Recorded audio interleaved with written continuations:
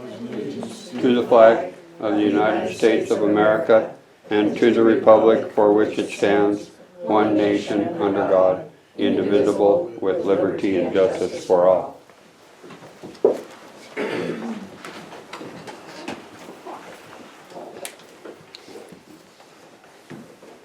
Morning, we'll open up with public comment. Is there any public comment?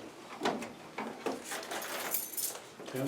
Now, Mr. Chairman, members of the commission, I just wanted to come in this morning and make sure I let you folks know that I talked to my editor-publisher of Readout News, and we are across the Northwest working real hard on making sure that local citizens are informed of what's going on at local government levels. So basically from this day forward, I will be reporting for Readout News on our meetings. And so I will ask one real important point, and that is when these agendas come out, we need to try and follow them so people can be informed of when things are happening on the agenda, as well as when things are on the agenda, we need to know for sure what's being talked about. This last week, a meeting was held where a document was discussed in detail with the finance officer regarding our budget, and I asked for a copy of that at the conclusion of the meeting, and I was told that that's proprietary information. I disagree wholeheartedly with that assessment because that is information that's being discussed in our public meeting, and without that document, to be able to verify the factual information that's being delivered to the public, we can't confirm. And I would really appreciate being able to make sure that we have that information at these meetings. I've asked for it before. In the budget, it's been discussed regarding the commission budget, having enough money for printing, etc., keeping the people informed. It's really important to have that under our constitutional rights of Montana, under Article 2, Sections 8 and 9. It's pretty hard to know if we don't know what's going on, and it's pretty hard to participate if the agenda is not followed or clear. So with that said, Mr. Chairman, members of the commission, please work harder to get information to the people. I will do my best to help make that happen through Readout News. And with that, that's about all I have for right now. Thank you. Thank you. Anything else? I have something. Delby? So on Friday, there was a posting for a Wednesday meeting to request authorization for special counsel by the district attorney here. And now that posting is gone. Has that meeting been canceled? We were trying to get a hold of Mako to establish some ground rules, so we don't know if it's canceled yet or not. So when will the public be informed? Well, hopefully by this afternoon I'll have some verification. Okay, and then how will you post that? Will it just be? We'll just have to repost it, I would guess. All right, so We're is gonna it, have another meeting with Mako, we'll have to post that, and then we'll have to repost that. so is the plan to postpone it for like a week? Probably until Monday at the latest. Okay. Is there a statute of limitations on a matter that is going to not be met? What's that? Is there a statute of limitations on that that's not gonna be met? I believe it's the 1st of August, is it not? Yeah, I would decline to comment on Okay. anything like that. I guess my comment is the first that I've heard that the meeting's been postponed. Yeah, I would guess we will postpone that meeting until we get a meeting with Mako. And you were not aware that it was going to be I postponed? was not. So this is your first? Yes, it is. Why would that not be I don't know. communicated to you, under the commissioner?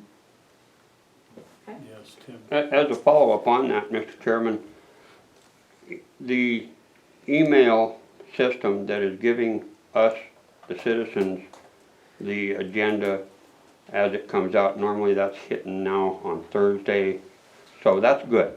We at least have Thursday, Friday, Saturday, Sunday to get a little bit idea what's on the agenda, even though, you know, there's some information that still is out there, not sure what is going on. The meetings that have been historically been scheduled on Wednesdays, with the exception, I think, of the one that was done in Three Forks, there is no email on those meetings. Well, normally we try to have those meetings on the Monday agenda, but this meeting didn't even come up until Thursday afternoon. Okay, but, So we can't, we gotta we have to post it 48 hours before the meeting. understood. And That's we statutory can't- requirement. We can't, if the deadline is Thursday and we decide the meeting is Thursday afternoon, there's no way for us to get it to the paper. Gotcha.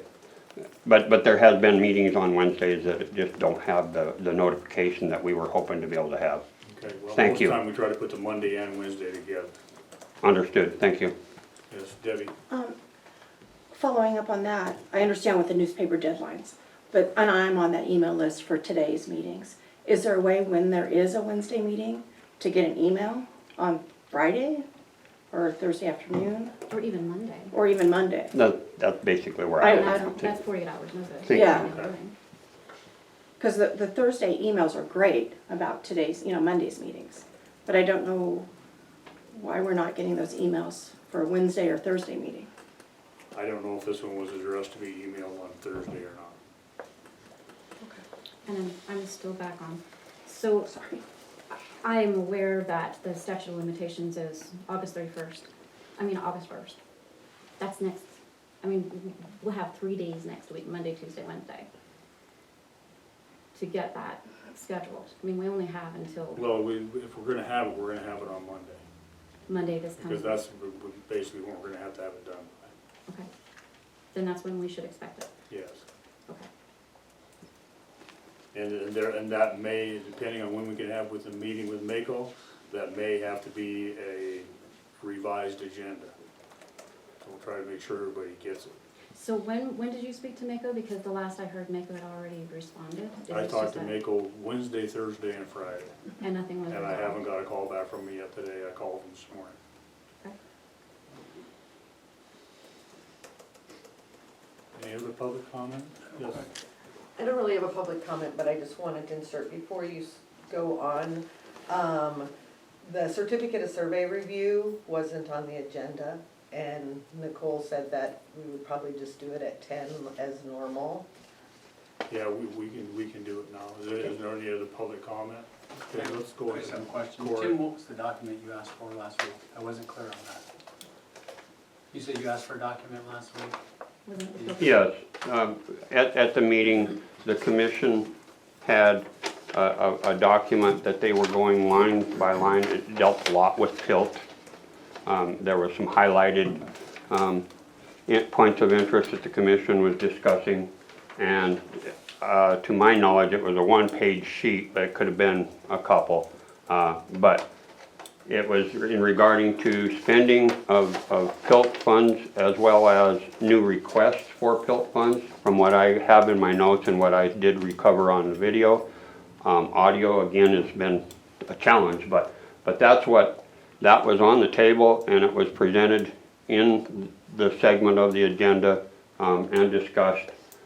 So I asked for it, and I was told that that's proprietary information and not available to the public by Debbie Kelly, who is the finance officer, because there was no copies of it available at the meeting. And so that's why I asked the question, Mr. Chairman, and sir, that's where I'm coming from. I can't think of why. So that was our budget or somebody else's? The county's budget. Was it county? It was Debbie's PILT worksheet is what it was. It's nothing that's been approved or anything. It was just, she was giving us information on where the PILT money was going. And all it is it's just one of her worksheets. So I don't It's a know if public that's- document. If she generated it, produced it for the commission, that's a public document for everybody. I can follow up with it, but. It just helps clear what's being talked about. If you can follow. And I think Commissioner Fulford had said one day he didn't have a copy of something that was hard to keep up even with the copies that he had. So it is just to help to keep the transparency for the people. Thank you. One thing I'd like to add, Tim, it is a worksheet, right? So all this information that's on this worksheet is not like set in stone. It's- Exactly. It's stuff for us to work with.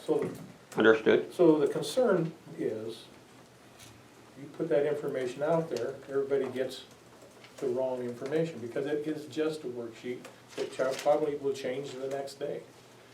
So it's not accurate information. Does that make sense? To a certain extent, yes, it is a draft.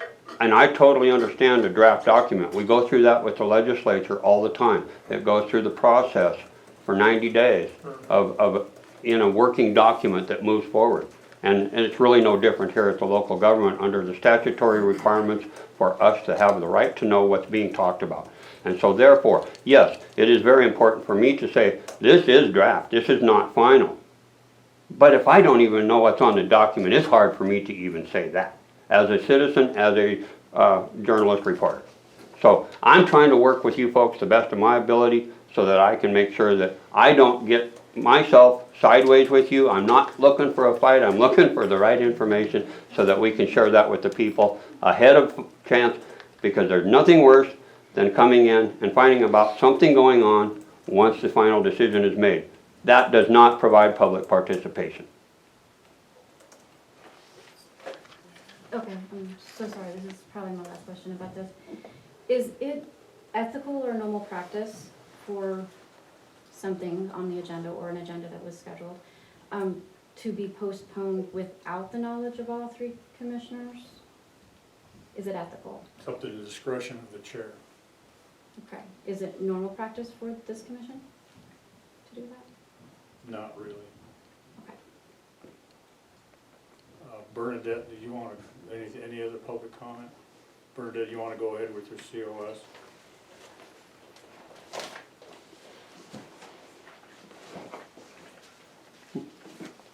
Good morning. Nicole could not be here today, so she asked me to go ahead and bring these up to you, and the landowners are here also for any questions. The first one I have here is for Leonard Lambert, a boundary relocation.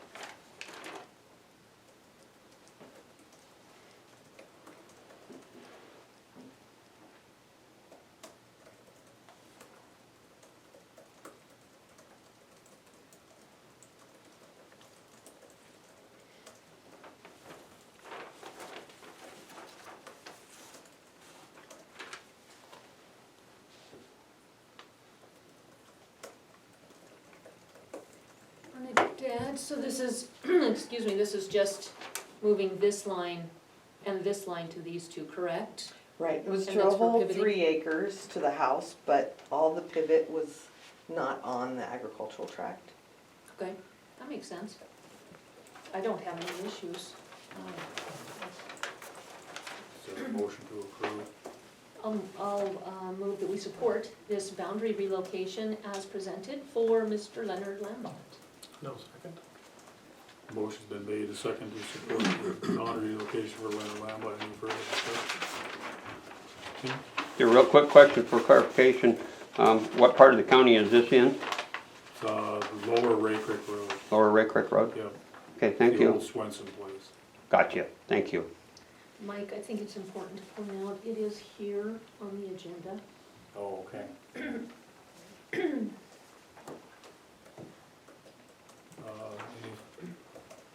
Any further discussion? All in favor? I Opposed, same. Motion carried.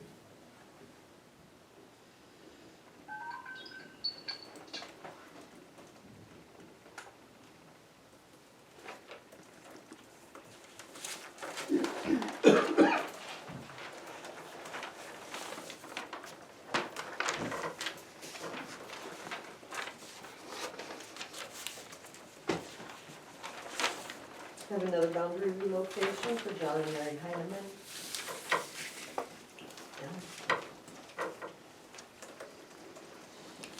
And this is over in the Springville Road area.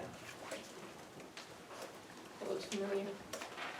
Yes, near their subdivision.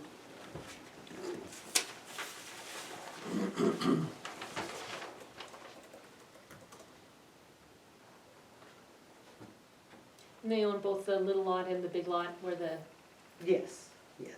change is? Okay.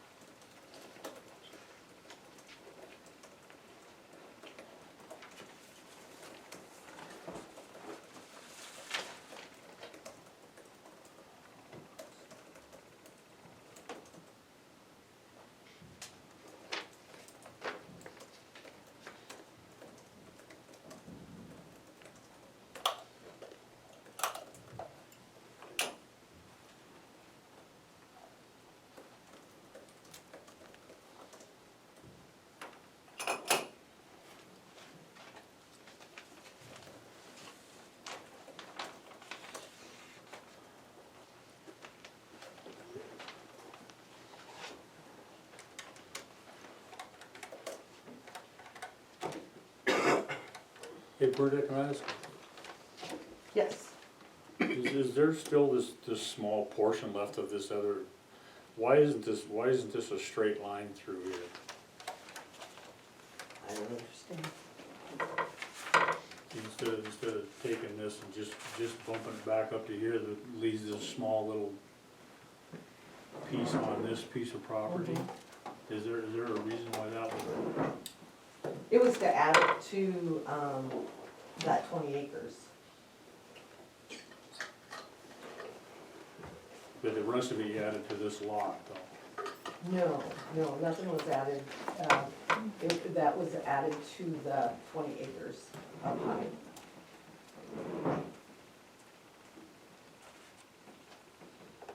So that lot was enlarged to 20 acres. Also, the 20-acre lot is enlarged. Yes. Yeah, we took that lot to make over 20 acres. Okay. Does that make sense? Am I answering your question?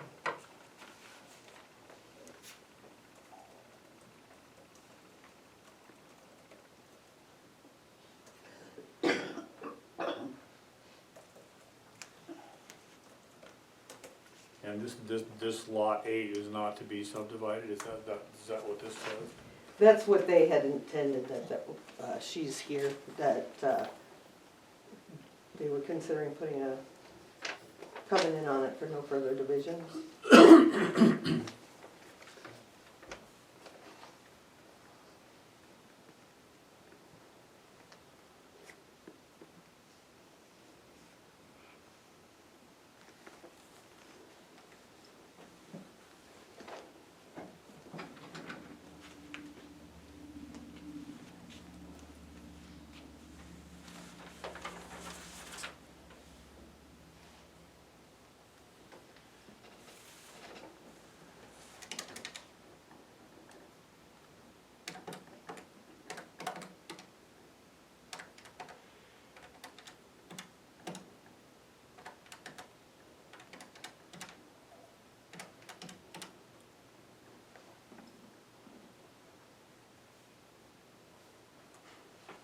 Is there a motion to approve the Heineman boundary relocation? I'll move to support the boundary relocation as presented for the Heinemans. Is there a second? Yeah, I'll second it based on the fact that they are planning to put deed restrictions on them, so it cannot be divided anymore. Second that. Motion's been made and second to approve the Heineman boundary relocation. Any further discussion? Tim? One more time, Mr. Chairman. Location, and this time maybe add to that question, why? For just summary, please. Springville subdivision, Okay. Springville town site actually. It adds to this 20-acre parcel. I have no idea why. To make it over 20 acres, I would assume, with deed restrictions that it's not to be subdivided again. Any further discussion? Thank you, Mr. Chairman. Corey? Comment, I understand that deed restriction for subdivision, but it shouldn't, it probably doesn't prohibit them from relocating the boundary subsequently if they wanted to. Is that accurate, or can you only do it once? You should be able to relocate it again if they wanted to, if they still own both parcels. Right, yeah, I suppose, yeah, they They could. Okay, It would come back before the board again, Right. if they so choose. right, but it's a restriction just on, for the subdivision? And that, it's not a restriction on family transfer? Probably. Right, yeah, it's, their intent, but Right. not like a subdivision that you could Right. require that as a stipulation, but that's their intent. So what's the, how enforceable are deed restrictions? They would be a restriction on the deed that, would be up to the landowners, or it would come, if someone tried to subdivide it and it was on their deed that there was a restriction of no subdividing it, then the county could definitely step in and say, we can't approve this subdivision because there's a specific deed restriction on that property. It would be something that the commission would have to work up with a future landowner of whether or not they would allow it at that time. Okay. But that would all happen through the subdivision process. Oh, okay. Any further discussion? All in favor? Aye. Aye. Opposed? Motion carries.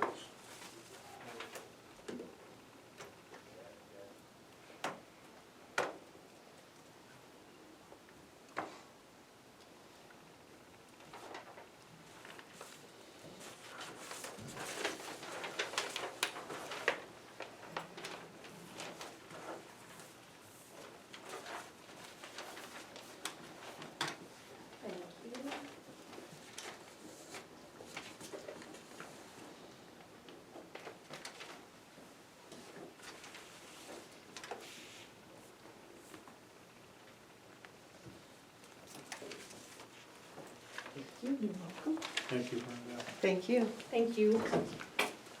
And thanks you guys for coming, this is a new process. You guys have come in the past, but thanks for coming this time too. See, we'll move on to 10-15, fiscal year 20 county budget PILT allocations, personnel, special request, and cash reserves.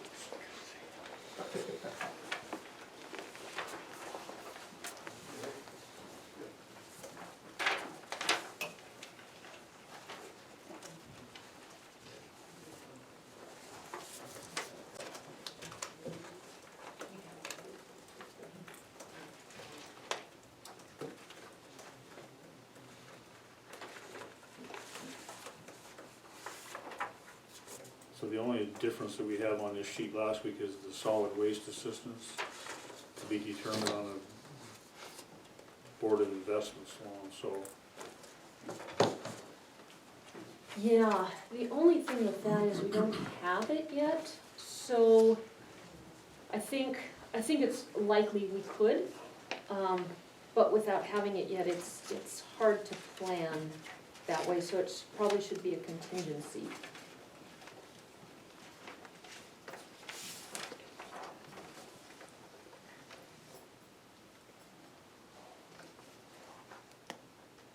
And the anticipated PILT payment is $628,000.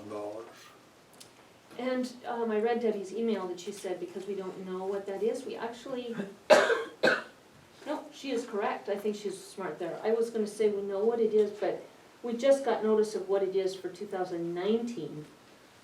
So she's correct, we don't know what it is for 2020. So I think she's wise on that.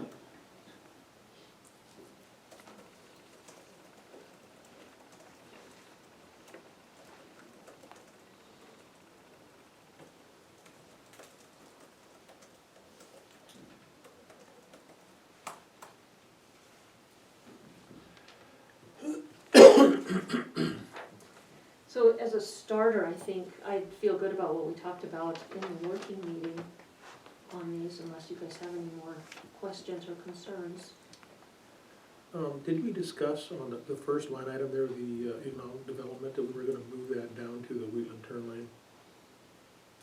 We did, and it's still there. I don't know if this is just notes here on the bottom right, or if that's been divided out. So that would maybe be a question for Debbie. So should that amount be removed if that's the case then? I don't see the 72,981 in the column to the right. Do you guys, or to the left? Am I just missing it?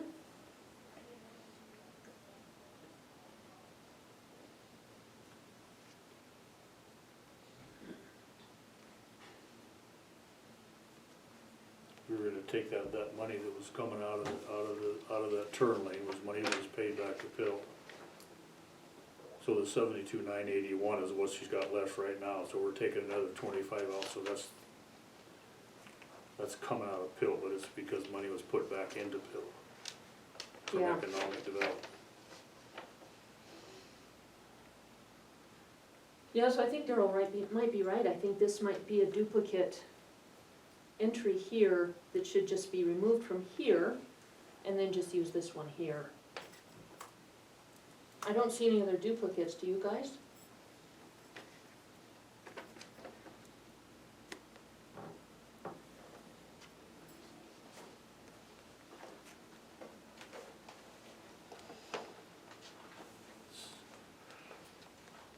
So that should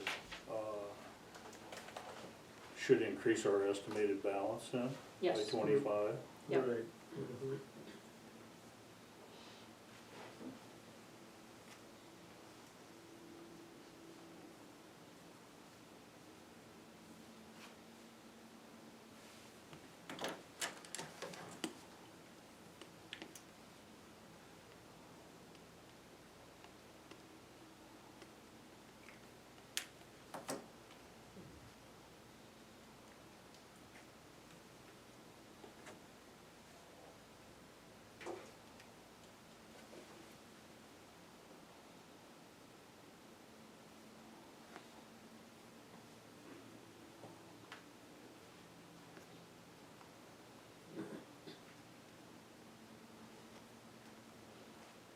So Well, she says that there are other expenses that are over what was budgeted, so there's still some other expenses that we have to pull out of this, correct, that haven't been run through completely yet. correct. Yeah, and we'll probably see those when we go through the tax levy requirements report.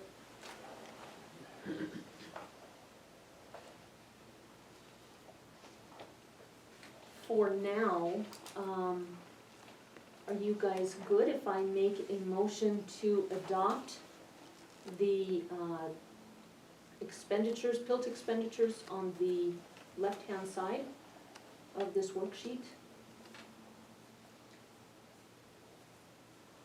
Do you have no questions? Are we going to exclude the economic development out of that then? Yeah, because we're moving that to the Wheatland, per our meeting last week.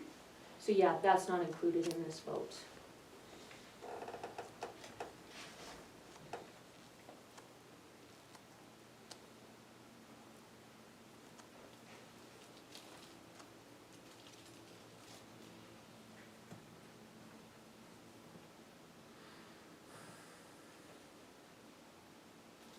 I'm good with all those funds being expended. Okay. Yeah, I think we got it done. I think we got a pretty good document there. It's pretty accurate.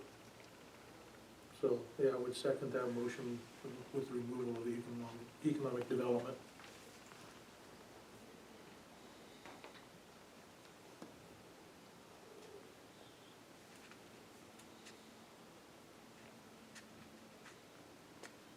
So our balance in PILT should be 392, 485. Yes. Yes. Gives us a little bit something to work with.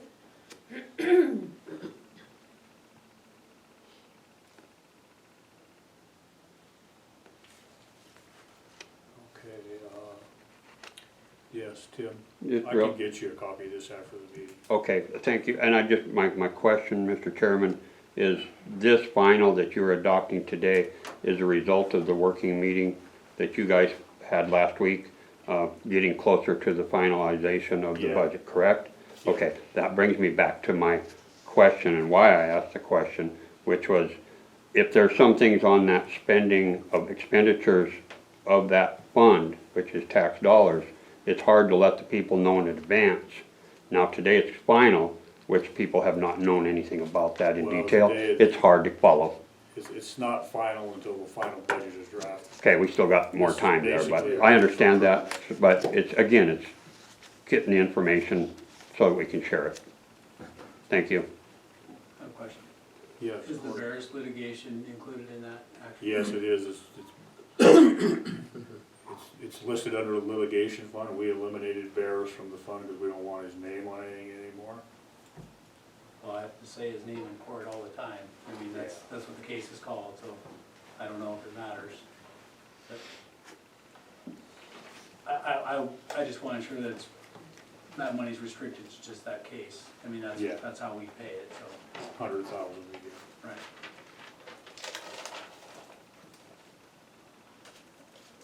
Okay, personnel. If we could vote on that. We moved and seconded, just haven't voted. Oh, okay, we need to have a vote on the approval of his PILT request then? Yeah. Oh, you know what, I guess I do have a Just for the question. left side, because we haven't done the Wheatland stuff either, which I'll ask to do that as a second motion. Okay. Is there a second to approve this then? You know what, so how is it stated? Say it again, please. So the left side of the PILT worksheet, and I can read through this if you want, move to approve that as it is in this, as it is written here.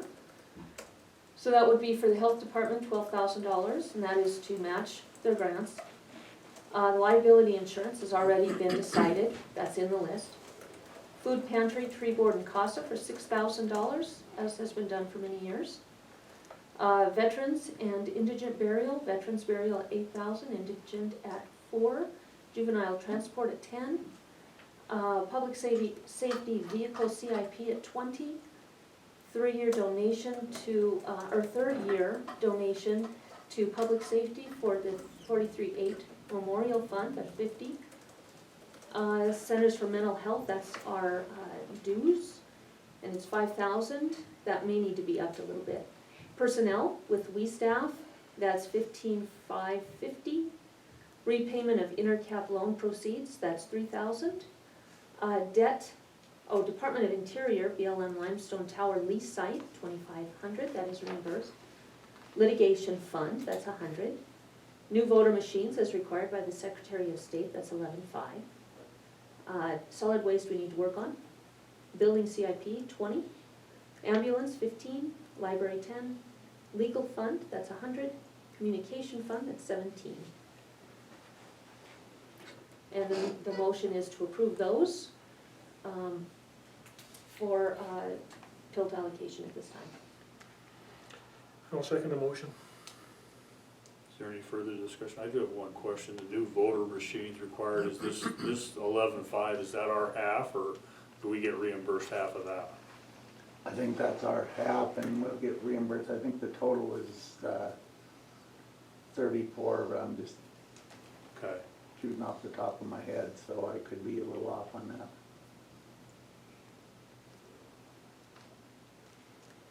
okay. Yes, Tim? Real quick, thank you Commissioner Obert for going through and giving a summary of that. So, any further discussion? All in favor? Aye. Opposed, same. Carries. Okay, the Wheatland Turns Lane repayment. Now, on this one, I would like to recuse myself. Not because there's any conflict of interest, but I do serve on the board for BCDC. Very proud of the work they do for our community. And my husband is the executive director of MBAC, also very proud of the work they do for us, for the citizens of Broadwater County. So we're gonna move, are we gonna move the 2647 out of there? No, it stays there Or because it stays came at from 25? here. But shouldn't it be 2647 versus the 25? Correct, so she made the correction here, she just didn't remove it from here. That's what Okay. we did just now, but this is with her recalculation here. Okay, okay.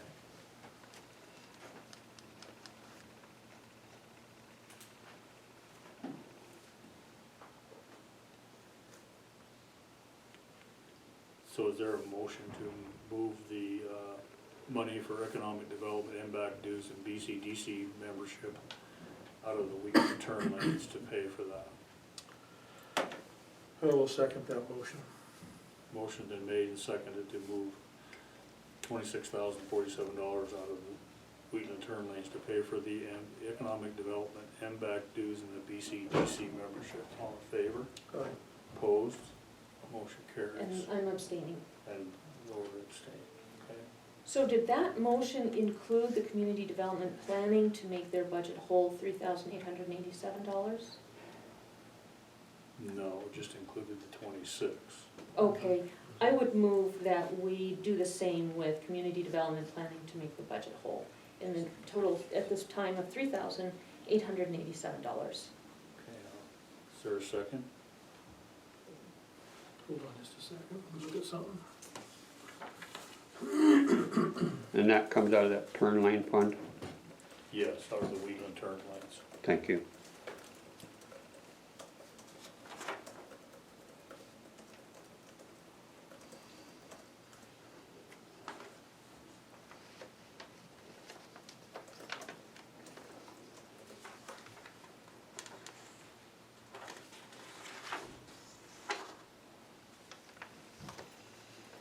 And we can come back to that if you want to, Daryl, after we review the tax levy requirements report. Yeah, let's do that. Okay. Then, for now, I will remove my motion. Okay.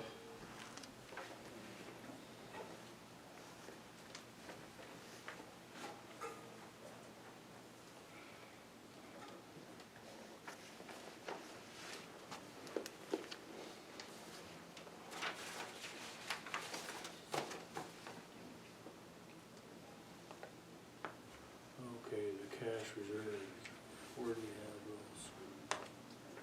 I do not have. Probably a better place to go is straight to that tax levy requirements report, because it has the cash reserves in it.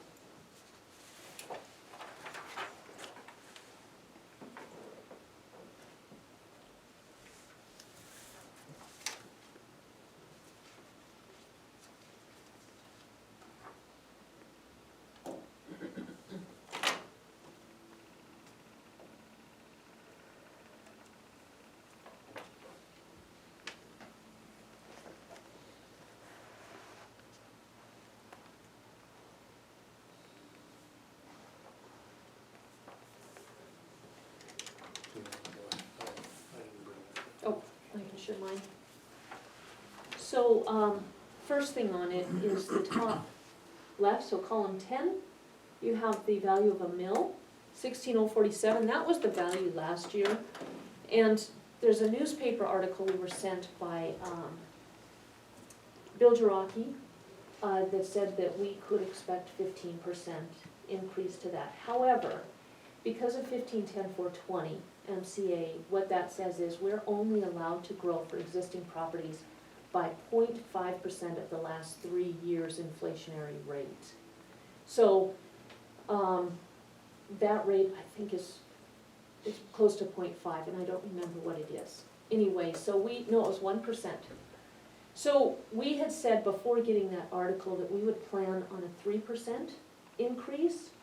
So in my opinion, this should be raised to reflect 3%. I think that's very conservative.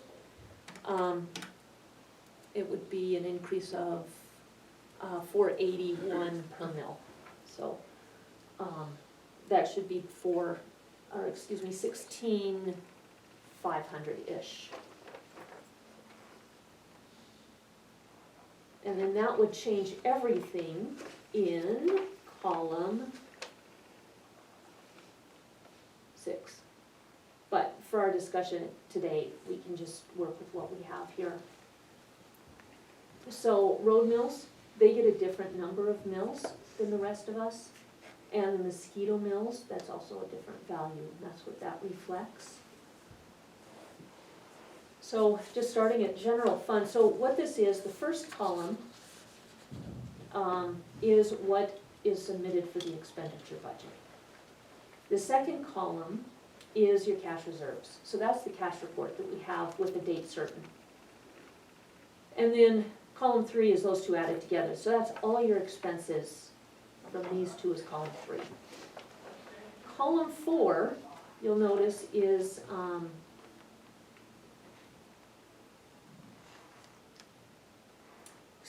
column 2 is your cash reserve. So that's after you go through the full worksheet. So if you look at 2, it should be the exact same number as column 11. So what you do is get through this line of calculations and you transfer 11 back to 2 and it balances. The idea is 1/2 balances with the other. So column 4 is your cash balance. So that's the report that we get from Debbie, and that's the date certain that she's put on there, 6/30/2019. So the non-tax revenue, that's grants, that's entitlement share, that is donations, fees for service, that kind of thing. Column 6 is property taxes, that's from the mills. So your calculation of column 10, 16,047 right now, times the number of mills equals what's in column 6. Column 7 is 5 plus 6, column's 5 plus 6. And then column 8, that is column 4, which is your cash balance from Debbie's reports, and your total revenues. So that's your total revenue you have to work with.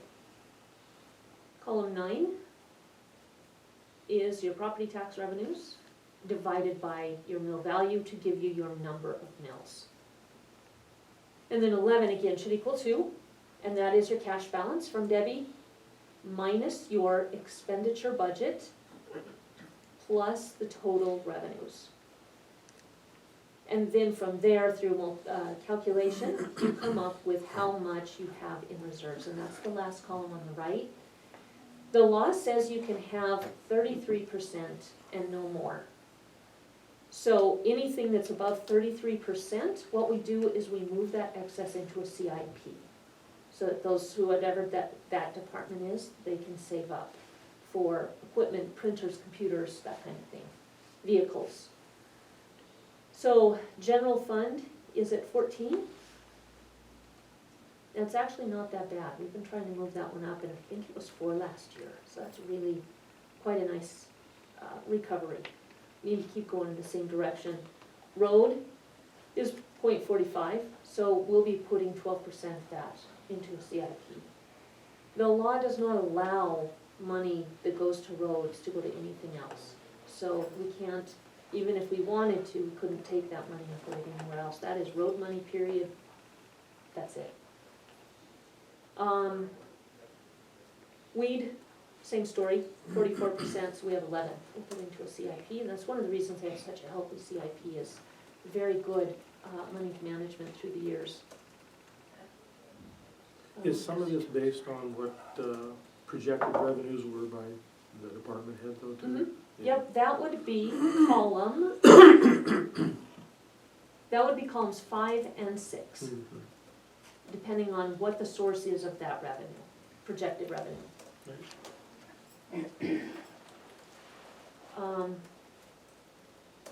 So some troubled areas, fair is at a -13 for their reserves. Looks like they have a deficit right now of about $4,872. Yeah, I'm concerned about the fair. I mean, they're in a deficit now. They have a lot of bills that are gonna be coming in after the fair. You know, they're gonna start their new year in a deficit. Right. Yeah.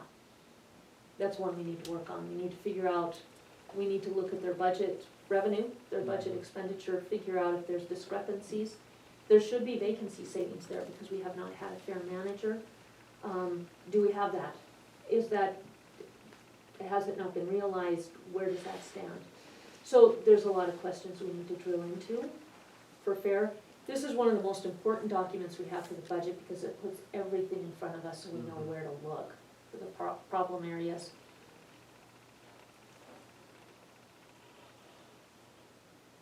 Do you want to continue with an overview, or do you guys want to go to the fair budget now? No, that's fine for now. Continue.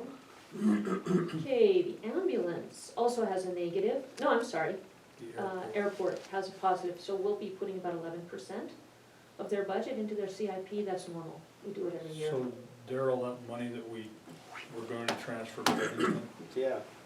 they're not gonna use They're that not now? gonna, no, so they're looking for another project that they could possibly transfer that to help somebody else out. Do we lose that if we don't move it? Yes, so I think, I remember, it goes by fiscal year, so December of this year, if they can't find a project for it, the FAA will take it back. Is there somebody looking for, is there a project available that you know We of? we don't know right now, they're in the process of trying to find one. Would they have the entire pool that was gonna go to Livingston, that was all replaced by the FAA? Yeah. So that entire pool, is there a possibility that could come to our airport, or? Well, yeah, and that's how that would work, if, when, in 2022, when it comes time for our project, other airports that we have contributed to over the years, that money will come back to us. Could we bump that up a year or not, I don't know about that. if there's no other projects available? Right. If there's no other projects, is everybody in danger of losing that money? I would assume, but I don't know that for sure. Okay.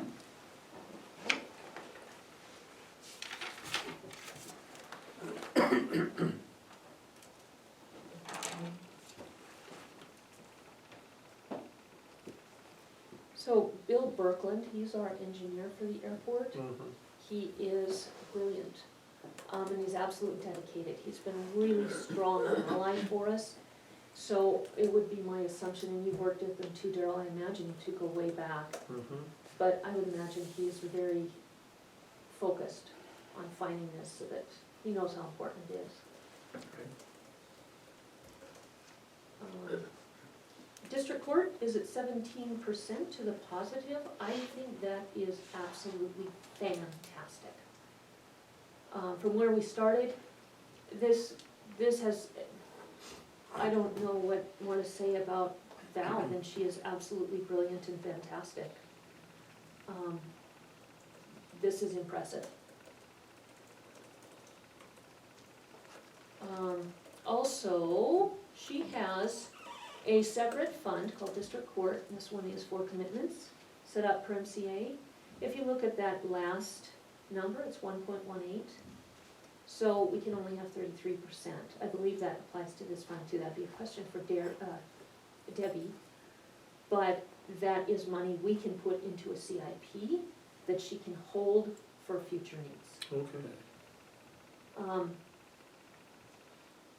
Comprehensive health insurance is done. Mosquitoes, 0.29, that's fine. Parks, they don't really need a CIP or reserves. The library, we're gonna put some into their CIP, so 0.05 is probably fine. As we get the money in tax, we go ahead and pay our fair share of that. That's a county school, library, it's a partnership, so not funding the library just isn't an option. The citizens voted and we obey. And we obey happily. There's a lot of people in this town that will tell you the library is one of the most important things that we have. And I've met with some of them for lunch. Ambulance, that's at 0 for the reserves, not a big deal. What we do with the ambulance, and of course everything is a little bit in flux right now, but what we do with the ambulance is we save up money to pay for a new one in 10 years or so. And then this fund is to pay for, or help pay for, extra equipment that they might need. EKGs, the lift, I'm trying to remember what gurney we paid for in the past, so those kinds of things. So, And okay, so, I mean, I guess, yeah, 15,000 that's coming out of PILT, where will that show up in their budget? it won't show up on this, Okay. well, not on this page. So if on page 2, you will see the 4,000s. Those are the CIPs. So if you look at 4,006, that's the ambulance. 1,006. Yep, And there are no reserves, it's a CIP, it's a savings account. It is for capital, but it's a savings account for all intents and purposes.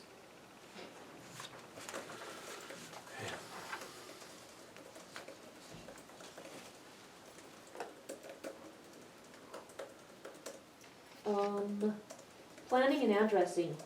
We have, and that's why I said for now, and I'm thinking we might have to readdress this, but negative 22.22 in the reserves. We have known for years that this was going to be a trouble area. When Nancy Everson, and you know Nancy Darrell, finance officer from Lewis and Clark County, came to help us, she said, you know, you guys have been using planning to help pay for other departments for a long time.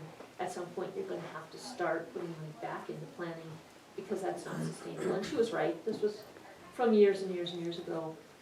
So we've been watching it, and that's why we've been making some of the changes to planning that we have. This is not a surprise, but we are gonna have to infuse planning with either more entitlement share or PILT. We can do either one. So we're looking at a deficit of roughly $14,000 right now at the end of the year. If she continues with what's going on, if we look at that communication budget, there are some things we can do to help this budget. And maybe we just marry that communication budget to planning community development, since it is all interrelated. So it's something we can look at. Daryl, you look like a man. I was without trying, brains. I was trying to think back to some of our previous meetings, there was some other additional revenues that we had planned for her. Trying to think what that was. One of them was the money that's been going into the general fund. Yeah, oh, there you go, Years. there you Yeah. go, there you go, that's what I'm thinking about, I'm not sure if that's reflected in here or not. yeah, If it is, it's not, it's making a dent, yeah, but it's not gonna correct the whole yeah. thing. If we do take that communication fund, since that is going to be the job of that department, that's $17,000, that right there takes care of it.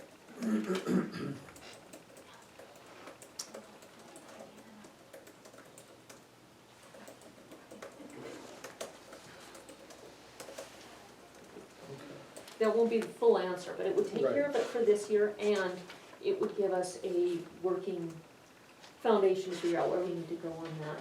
Right. Now, I know we were considering a part-time person, right?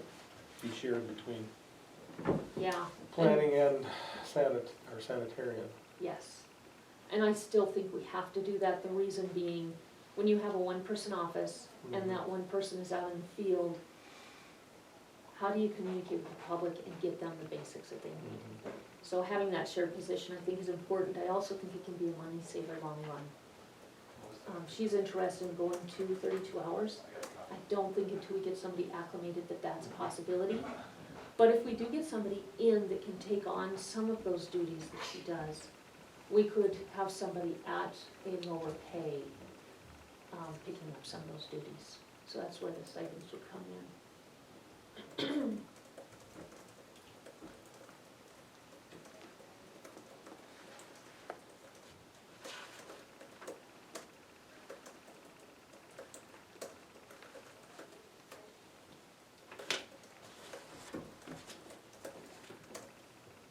You guys wanna continue, or? Yes. Okay. Senior citizens, that is essentially a match, that's RMDC.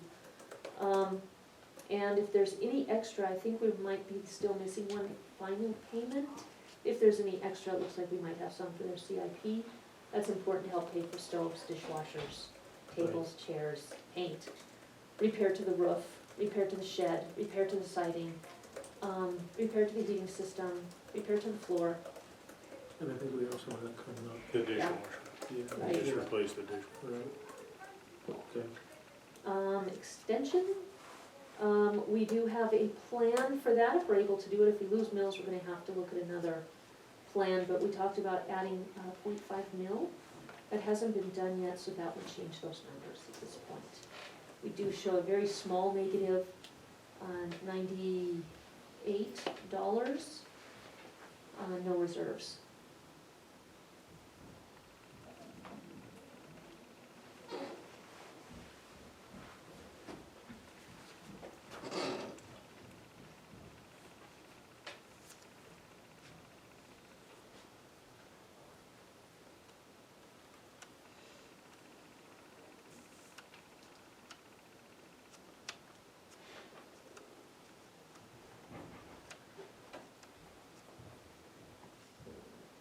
Public safety, they're showing a 9% reserves. That was, I think, the same as last year, so they are holding their own, which is expected.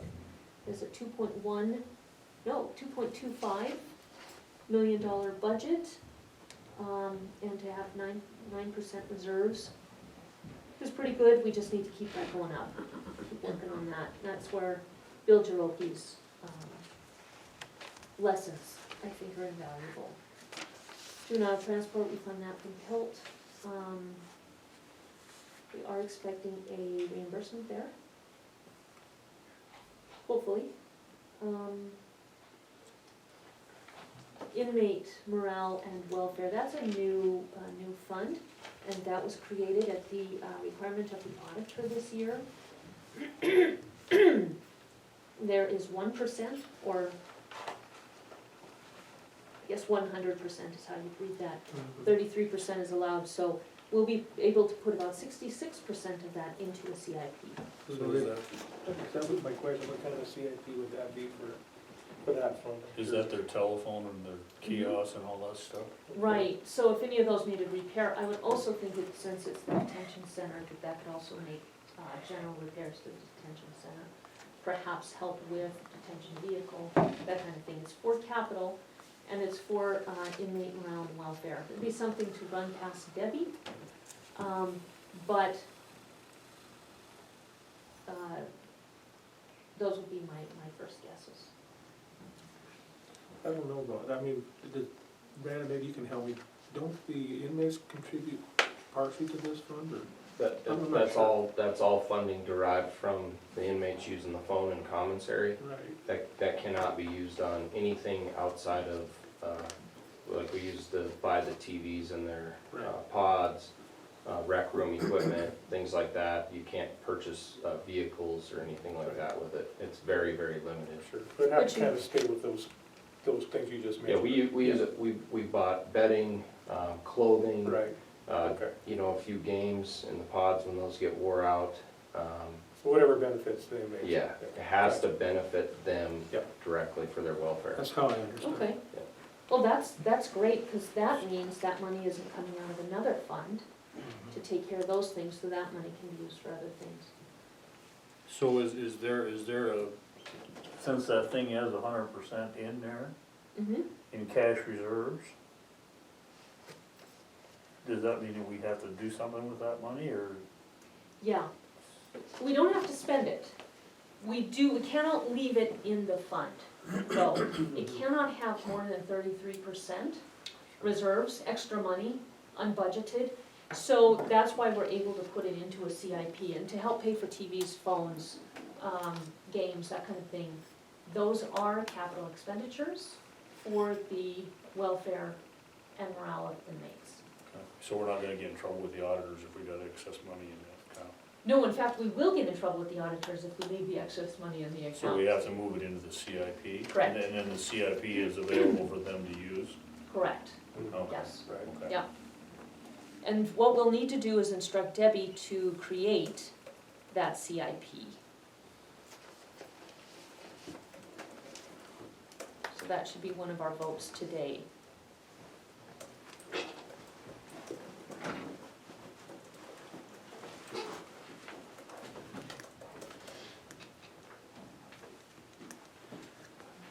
The museum is a little shy by $1,700. That's not much. My guess is if there is an increase in mills, that'll make a difference. So is that, I mean, in, like say, past years, is that something that is for the museum to be in a deficit like that? I'm just asking. No, not usually. 2 years ago, we took the reserves from a number of departments. Museum was one of them, fair, search and rescue, extension. Okay, so that's part of that, It is. okay, Yeah, I think Okay. this is just residuals. okay. Yeah. And that would be something to talk to Linda about, see if she has an idea.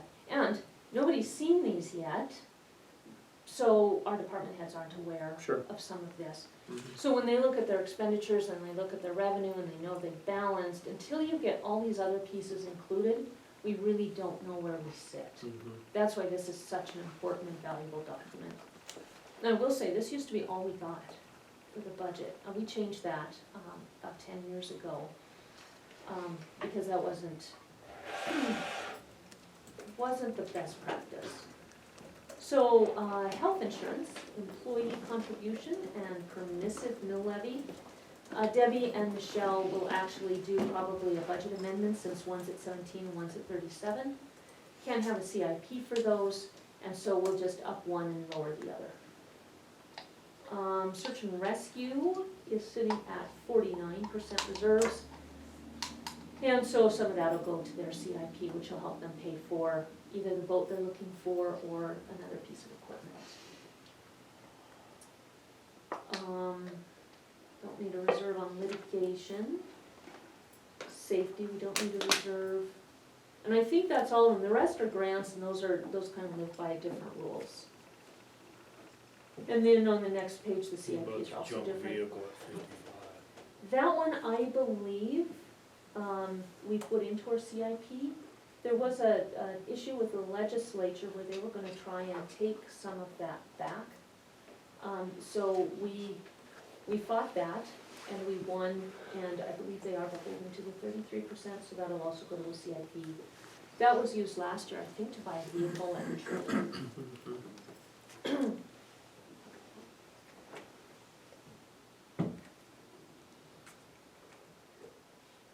Do you wanna go through page 2, or, Yeah, we got a couple more.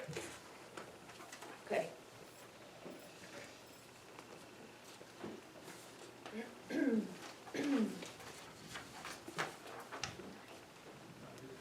So I'm gonna skip all the grants, and stuff we have no control over, which takes us really to, I guess, an overview until Donna here. So with the CIPs, they don't have any reserves, you'll see. At the bottom, we have solid waste, and that is an enterprise fund. And what you see there is a cash balance, the 301,646, that's a PILT infusion. So what we can do, I think to get the budget done, we may have to plan in a PILT infusion, and then through this next couple of months, pursue the Bureau of Investments. I also think we can look at those budgets and whittle that down a little bit. But that's how we have an 18% reserves at this point. which is really good for a department that is running in the negative. And this is not of Mary's doing. Next one is silos. Silos is running in a deficit right now because of the docks grant. I just don't think it funded everything. And so we're gonna have to look at how we're going to balance this, get it to zero so that it can get back to zero. We can't just refuse any safety, or maintenance out there. And of course, it's not the manager's or concessionaire's responsibility to pay for it personally, it does need to come from the sinking fund, that's how it was set up. And that's what this budget is. So that's something else we can look at and maybe come up with a plan for.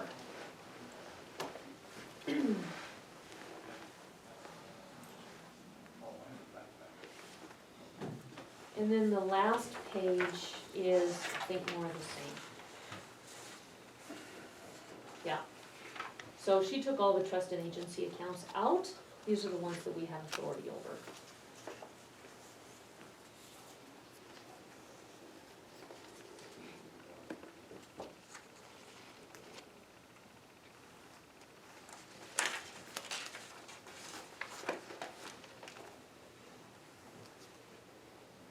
And to address fair planning extension, solid waste and silos, we could wait till next week. Give Debbie a list of questions and put something together, Yeah, let's do that, but she's not here today, so. right? Makes it tough.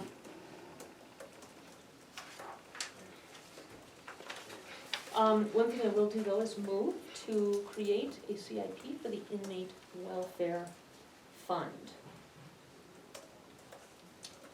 I'll second the motion.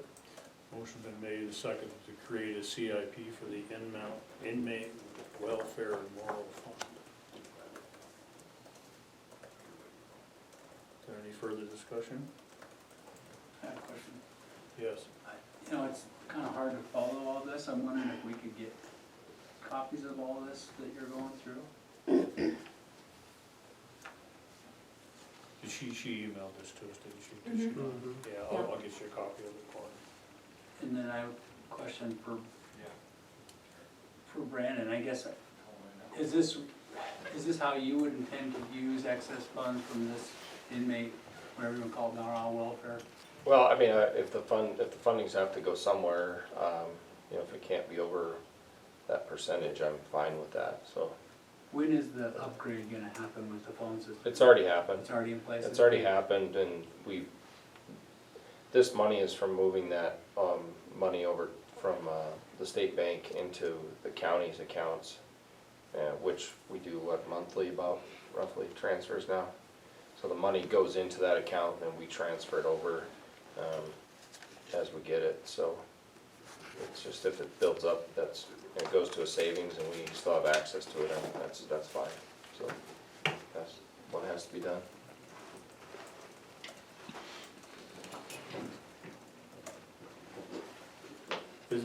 Has that account always been that full? Yeah, there was quite a bit of funding over at the state bank, and then when we talked with the auditor and we, told us to move that, but not move it until the start of this fiscal year, but, we found it, I was like, no, we're gonna move it now if it's not supposed to be there, so that's what we did. And that's why you see so much money. We don't spend a whole lot out of there because it is very limited of what you can spend it on. We're not buying TVs every day or anything, so, and clothing and things like that, so. I imagine it'll be a fairly large account, and it'll always be pretty big, it'll just continue to grow.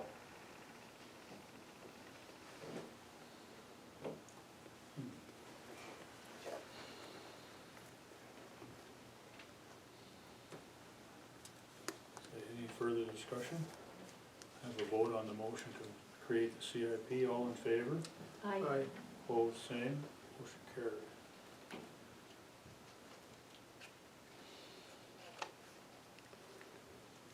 I have a general question.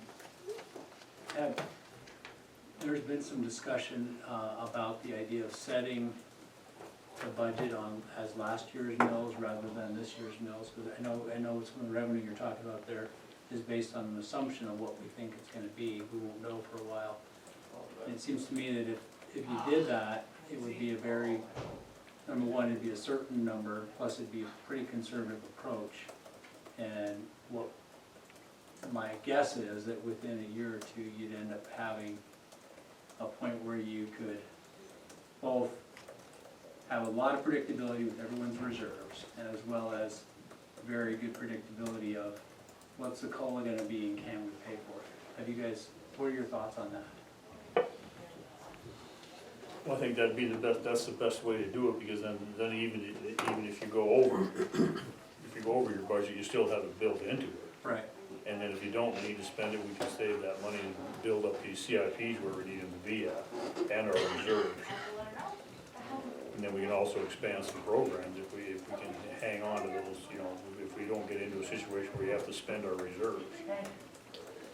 Do you think we're in a position where you could do it this year? We already have.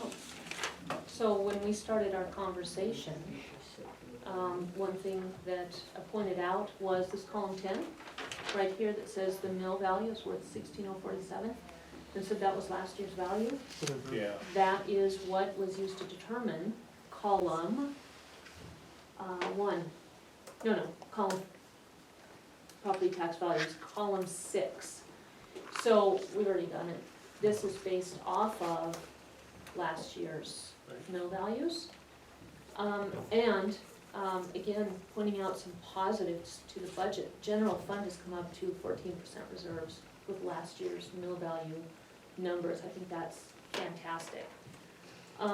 We have a couple of departments that are going to have excesses going into CIPs from last year's mill value numbers.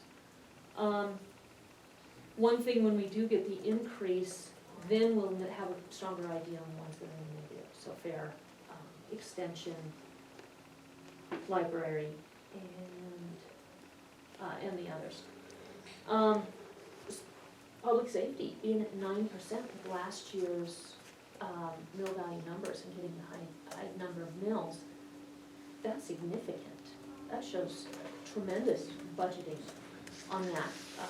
Frugality, if that's even a word, but I just made it one. So, yeah, we've already done it, and have really overall a fairly strong looking budget. Can I follow up that? So, I mean, number one, I can't see the document. I mean, it'd help if we could have these I thought you available. got a copy. I just assumed you got a copy. It was emailed to me. I assumed that you got a copy, sorry. And if I did, I wasn't aware that's what we were gonna be looking at today. But I thought, Commissioner Norbert, you said at the beginning that you had a discussion with a gentleman that gave you guys an estimate of the increase over last year's mill values, and that was actually the revenue number that you guys were using there. No, I just reiterated the information so that we are all on the same page. Our mill values, the chances it's going to flatline again are extremely low. So, yeah, just reiterated the news. Nothing more than that.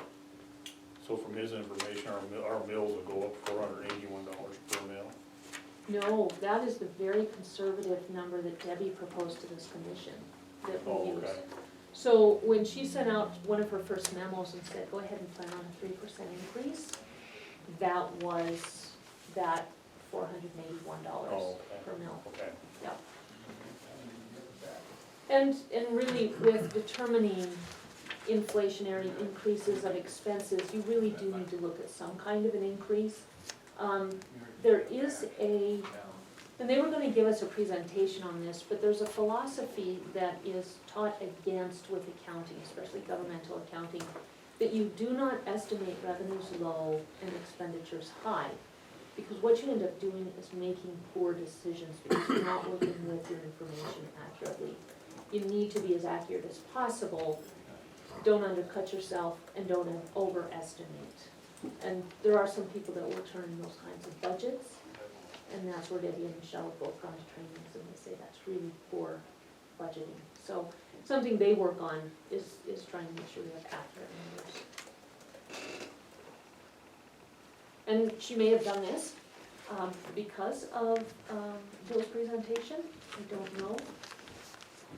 This isn't, you know, what was proposed to us at the beginning, but I'm glad she did, because even if this is upgraded, and we'll have those numbers here shortly, this still gives us a really good sense of where we're starting from.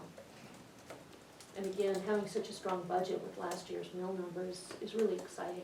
So we end up, when do we get those, August 5th? It's like the first, it's in our memo.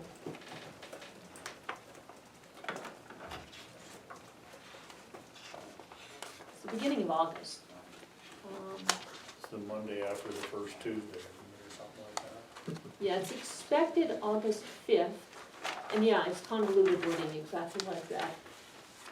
The first Monday after the first Tuesday after the full moon, when the Jupiter is in its third quadrant.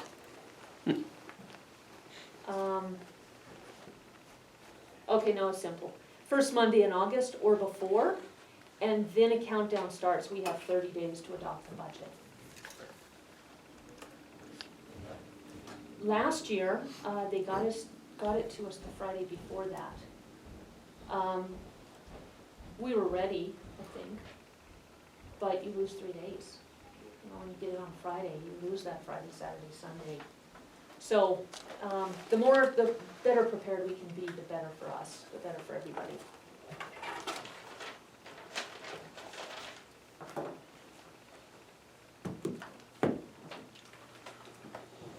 Okay, let's see. Mr. Chairman, Yes, sir. just a real quick question. If one of the funds are in a negative balance, how can, I'm just trying to get a clarification here, how can you have a cash reserve or a CIP still having a positive balance if the general working fund of that particular side of things is in a negative? Well, if you're referring to the solid waste, it's because we put we're gonna put $300,000 in there from PILT or from the Board of Investments alone to fill that fund from the negative balance that's in right now. So presumably by the end of the year, you would have that CIP money, that reserve money. Okay, so that way that reserve and that CIP stays in place? That would be the end result next June. Gotcha. Okay, thank you. Just trying to get a clear picture on how that works. Thank you. Anything else on that, or? If we do, since Debbie's not here, I'm gonna guess our 11:15 is canceled. If we do have Okay. extra time, I would like to maybe dive into those departments that were. Well, I think Corey, you have the, Yeah, I can give you an update on that next event. okay, Can we just do that real fast? yes. Do we have those? So the documents that we're referring to, Debbie sent these to me. The background is we just completed a collective bargaining agreement for the road department and for the sheriff's office. And it was the initial agreement for the road department. They unionized, they actually organized a long time ago. It's been a very lengthy negotiation. I think it's been a year and a half at least. So, but the result of that was a 3-year agreement. Effective date is July 1, 2019, so the beginning of this month. There are some items that can be reopened prior to the end of the 3 years, but that's the gist of it. And then also there was a 3-year renewal for the sheriff's office. That one is 3 years from the date of the expiration of the previous one, so that's July 1, 2018. So we're already 13 months into that 3-year agreement. What happened was, in prior years, Teamsters Trust hadn't, and we had not completed all the documents associated with the health insurance component of it. So Broadwater County employees, as part of this agreement with the collective bargaining requirement being having departments that are unionized by Teamsters, the requirement then is that we use their health insurance for their trust, and that we can offer, in fact, are required to offer that health insurance to all full-time county employees, whether they're in the bargaining union or not. And full-time is defined as at least 30 hours a week. And and 120 hours a month, okay? So that corollary agreement, which is the agreement for the health insurance for the county, was this the document that wasn't actually completed the last time we did these collective bargaining agreements, even though we still did the health insurance functionality of it. So I have two documents here. One is the participation agreement for the Teamsters Trust health insurance for the sheriff's office. And it's very simple. It's just agreement between us and the trust, and it specifies beginning date July 1, 2018, ending June 30th, 2022. And it is a renewal. We're already participating in the trust. And it's the requirement for coverage. Eligibility is 120 hours per month or 30 hours per week for the employee. They have to work, not just work, they work, be compensated, or be employee hiring status. So in other words, if you're gone for, I don't know, 20 hours vacation and you work 10 hours work that week, that still counts. That's compensated, okay? And it says health and welfare plan number 14, which is our plan designation. So, this one's in accordance with our agreement. And I'm not sure if you guys want to sign and execute it now, or if you want to double check with Debbie if there's any other items that need to be done. But in terms of my review, it's good to go. Second document is for the road department, and it's a new new identification of a bargaining group, and that is the road department. And so its effective dates are July 1, 2019 through June 30th, 2022. You know what? So that's a 4-year. Does that say through June 30th, 2022 or 2021? 7/1/18 to 6/30/22. So that's and I wasn't in those negotiations, so, You were the If that, road. that's the insurance, that's not, that wasn't part of our negotiation. right, but it's supposed to match the term of the sheriff's CBA. Oh. Typo. So I'll email Debbie and ask her to double check that date. Yeah. That's the only issue that document that I see. So this one is just the one with the road department, and again, 120 hours per month as the employee eligibility for health insurance. And it just lists that every employee has a 6-month probationary date. That applies to both bargaining and non-bargaining. So what these documents do is they reflect that an employee is covered under this agreement, whether they're part of the bargaining unit or they're not part of the bargaining unit, so long as they meet that eligibility requirement. So, in fact, there's some employees that could be a member of the bargaining unit if they're a part-time seasonal for the roads, but they might not be eligible for health insurance because they might be under that 30-hour threshold. There you go. I'll email Debbie about the date on the one, Yeah, and other than that, I'm good with them. but that part-time employee is not required to be a member of the union, right? So, no employee is actually required to be a part of the union based on the US Supreme Court decision from a couple years ago. But they can be. They can if they want yes. to be. So, there are a lot of different categories of employees, but if an employee, let's say the same employee comes on part-time every summer and does 15 hours, 20 hours a week and helps on the road department. And they do it every summer, you know. If it's basically after the first summer, if they come back and resume what basically is a seasonal job, then they become part of the bargaining unit because they're considered a recurring seasonal employee. Okay. If it's just a short-term, one-time, hire a high school kid and you never see them again, they're not part of the bargaining unit. Okay.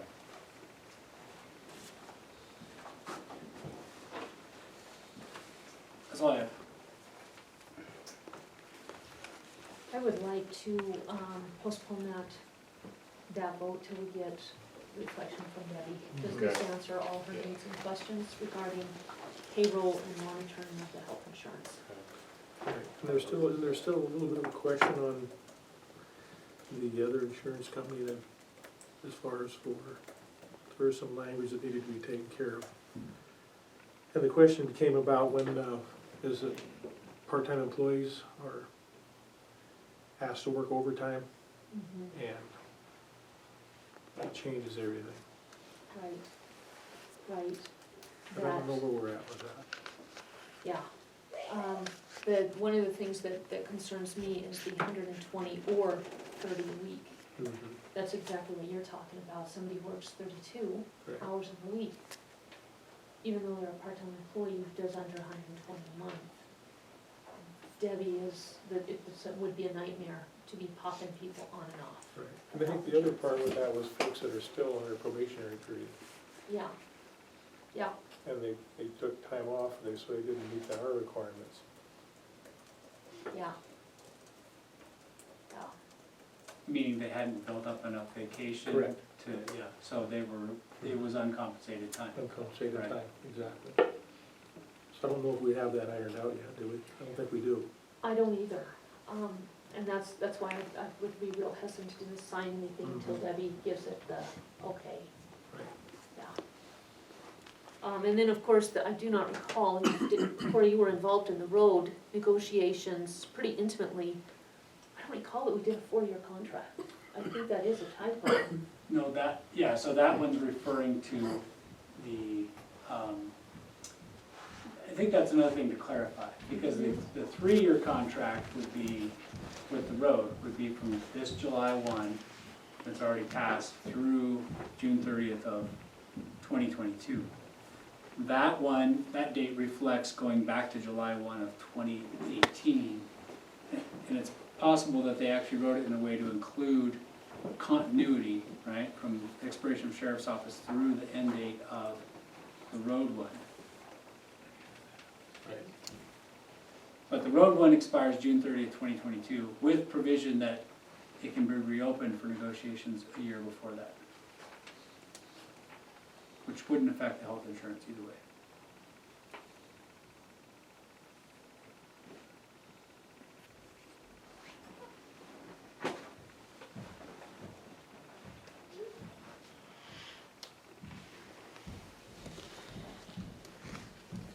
Okay, thanks, Corey. So at this point, whenever you get back on track with Debbie, you can proceed with her and you don't need to wait on me for, unless something new comes up you want me to look at it, I will. Okay. Okay, let's see, 11:45, Mike Conkey, disaster emergency services. Contract with Montana State University School of Architecture students for Wheaton Public Works and Safety Building. Thanks, Mike.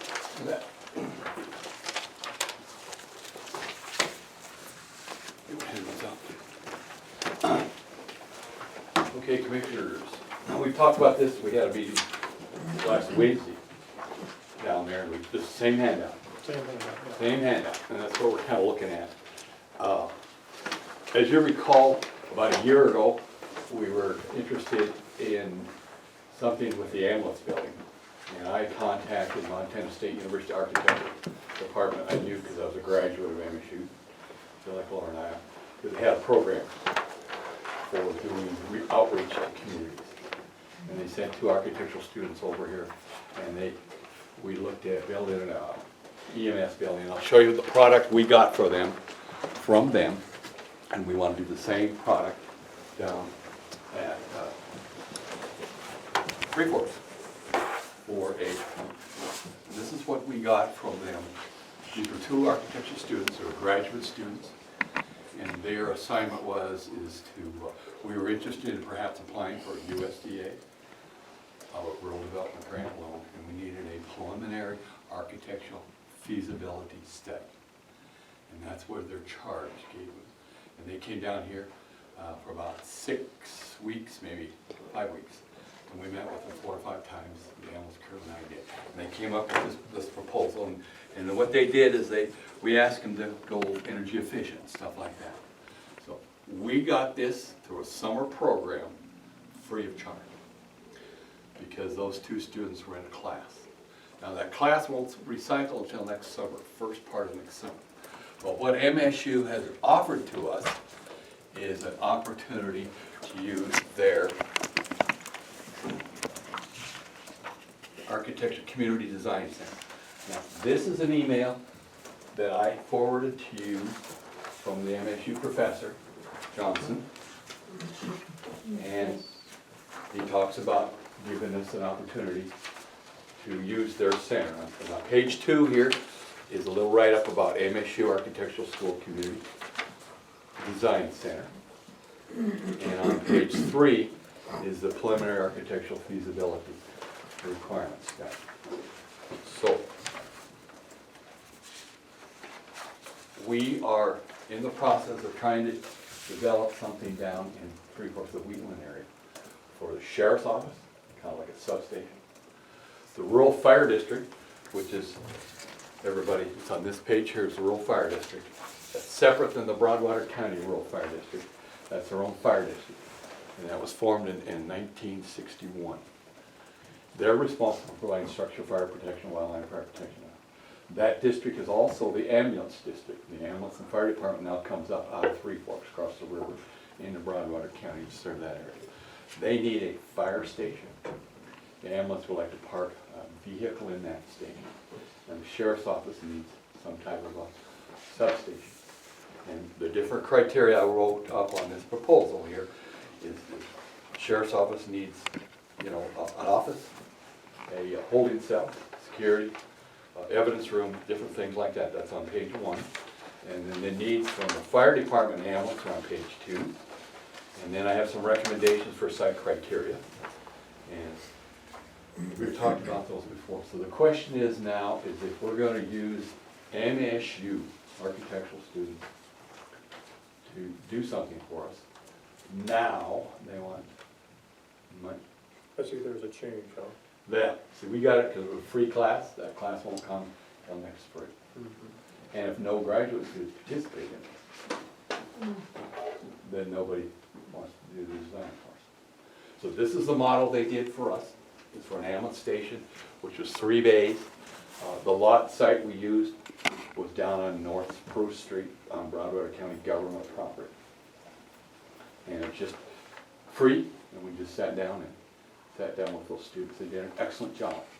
What they did is they looked at the building codes for this county, building codes, state of Montana, looked at the needs, what the ambulance service needs. We looked at perhaps housing. You look at that plan, it has got, this is the floor plan. What they came up with is we gave them our criteria and we asked them to come up with a solution to our problem. And what they came up with, 3 ambulance bays, and this is what the facility looked like. And they have a training area here, an office, and then they had some bedrooms and sleeping quarters. Now, our ambulance service has progressed recently from 100% volunteers to 2 paramedics that rotate. There's a paramedic on for 7 days. Well, Broadwater Health Center, and then that paramedic's off and another paramedic's on. So when our ambulance service rolls, it has a paramedic and then a volunteer. That is the future of emergency services in rural Montana. A lot of counties have gone that way, so we need to build for the future. And that may be the same thing we want to do down in the southern end of the county, is build for the future. What's nice about that, we've automatically, our ambulance service is elevated from basic life support to advanced paramedic care. That's good for guys like me that have heart attacks and strokes. It's good for our community to have that type of service. And I think we want to maintain that kind of service. Broadwater Health Center right now does that, pays for it. Now, as we're doing this transition into a new health care provider for the hospital, we have to keep that in mind. Are they interested in operating the ambulance service or not? Now, that's a separate issue. But what I want to do, if that's okay with the commissioners, is use the architectural department to design something for southern Broadwater County. On that site location we're looking at, north of Ron's diesel wrecking yard. But I don't have $3,000 in my budget to do this. So anyway, I just want to run that proposal by you. This is the email I got. Since then, the university, Marion O'Neill Conrad got hold of me, sent me an email, and wants to know, are we going to proceed, and where do we want to meet. Basically what we did with the students, on the EMS building, the ambulance building down here in this area, was we sat down with them and we gave them a kind of a little criteria, something very similar to this, told them what we wanted. And we walked through the old ambulance building and we sat down with them. They came back with 4 proposals, 4 ideas, their conceptual ideas. And we picked one, and we picked this one because it made more sense. And then we wanted them to go for energy efficient, the long-term future.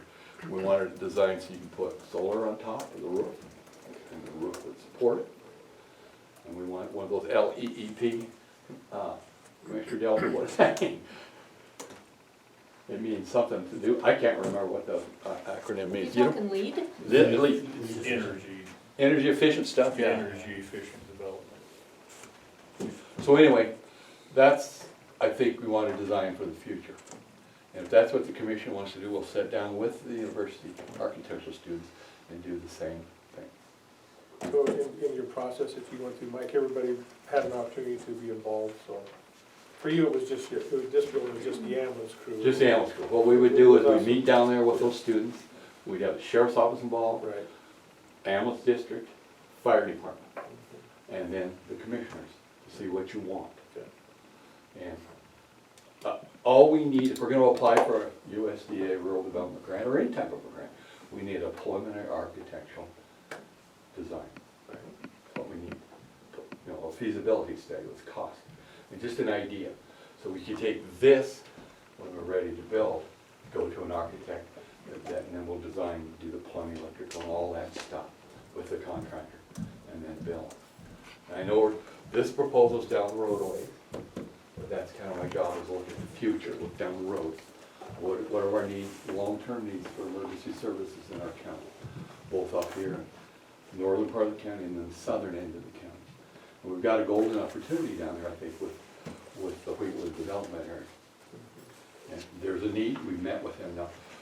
Brandon and the sheriff and I had, Commissioner Volkert had met with him now for 4 or 5 months, maybe 6 months. We meet down there one meeting a month, usually, and second visit with him. It has all the players, it has fire department, ambulance, sheriff's office. Even one time we had the sheriff from Gallatin County meet with us. We had the mayor from the city, the old mayor and the new mayor, and visit with them about their needs for public safety services in that area of the county. And it's been a really good meeting, eye-opening, and that's how we got kind of aware of the bike trail, Copper City bike trail stuff, which I still haven't got anything back from them yet on their events. But we're working on that. Do you have any questions? I would imagine that this approach is probably a pretty substantial savings versus hiring an engineer to do this process, right? Yeah, we just need a preliminary architectural feasibility study. And that is a requirement for a lot of grant applications. We use the criteria for USDA Rural Development Grant. When we sat down with the students from MSU, we sat down, they were really terrific, very brilliant people. And they gave us some ideas, like for the long-term future, energy savings, and what's the future of EMS down the road in rural Montana. And no matter what happens, we're all gonna use the ambulance service. Now, the ambulance service, right after the sheriff's office, the ambulance service has most of the calls, the next highest number of calls before the fire departments. They go to a lot of calls. They are up to over 400 a year, is that correct? Yeah. 400 calls a year, that's more than an average of one a day. But anyway, that's kind of the future, paramedic. That's good level of care, that's good care, I'd like to see us maintain that care. When I was in the ambulance service back in the 90s, we were just basic. And one of the vision plans we had for Broadwater Health Center at that time was to go towards advanced care, eventually reach that. So anyway, sorry we can't do it free, Right. but that was just something we had an opportunity to jump at. It was just kind of an academic exercise for them, but it was a learning experience for us to know what the future is. And they went and talked to a lot of different ambulance services. They dealt real close with Mosaic, is that architectural firm in Helena, that gave them a lot of, they kind of coached them and provided these two students on how to look at energy efficient, long-term, and had a look at the site, and had dealt with floodplain and all that kind of stuff, how much it needs to be elevated and stuff like that, and the acreage and parking and everything. They did a really good job, and we kept it within the parameters of what we wanted. We didn't want to design a monument to an architect. Right. Did they give you an estimated cost that was done? Pardon? They give you an estimated cost? They did, Okay. over $400,000. Okay. But gave us some options, Right. how to shrink that down. Okay. It's not the top of the line. You know, I think Three Forks, they spent $400,000 on their ambulance building down there. Instead of doing the peak roof, we came with a kind of a slant roof, and that is for solar prevention. And then we wanted to look at other options too. We looked at washing the vehicles inside and how you're gonna control wastewater and things like that. Those are different solutions, different things they came up. We have a nice thick report. We'll get a copy of it to you. They were great students and they were a pleasure to work with. And all we had to do was buy them is copy and done. That's quite a nice trade, It is, yeah. but they And they got great donuts, they did. yeah. Good copy. They were really good. They were very, very good at helping us with our plan, keeping the costs down, focusing on what needs to be done or should be done. Just a plan for the future. We have no money to do it, and but I think that's the future. We need to go some way. So anyway, back to southern Broadwater County, Wheatland area. Give that some thought. I need to put together something for the, what do they call it, the community project, community, what do they call it? Community Design Center, MSU Architecture's Community Design Center, kind of like a criteria of what we're looking at, site location, just like we did with this. We needed some sleeping quarters for EMTs, we needed an M3 bays, we need some training, we need a secure area to store meds, records, medical records and stuff like that. And we'll need the same type stuff for the Three-Forks ambulance. Apparently, sometime mentioned they'll apparently go to paramedics as well. But that's, if we design a building for them, we need to keep all that in mind.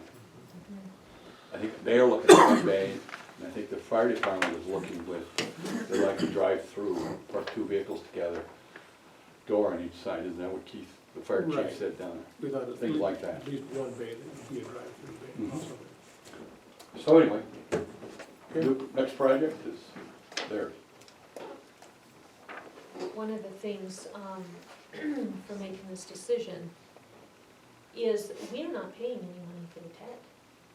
Because there was conflict from this commission about whether to even pursue this TED roughly a year ago, MBEC said, you know what, I'll pay it now. And we have an agreement, you know, for how that will work out, but that's about, I think, $25,000 that we saved on the front end. So we do have some money that we could put to future planning. I would be happy to vote for the $3,000 to have this PAR done for this Where do we safety. pull that out?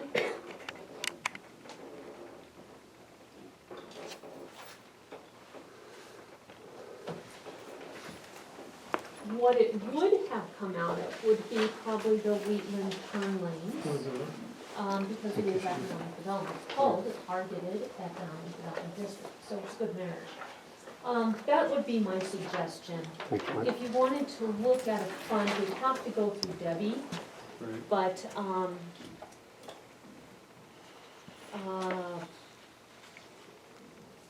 state allocated mineral royalties, hard rock mining, I don't know which of those can be used.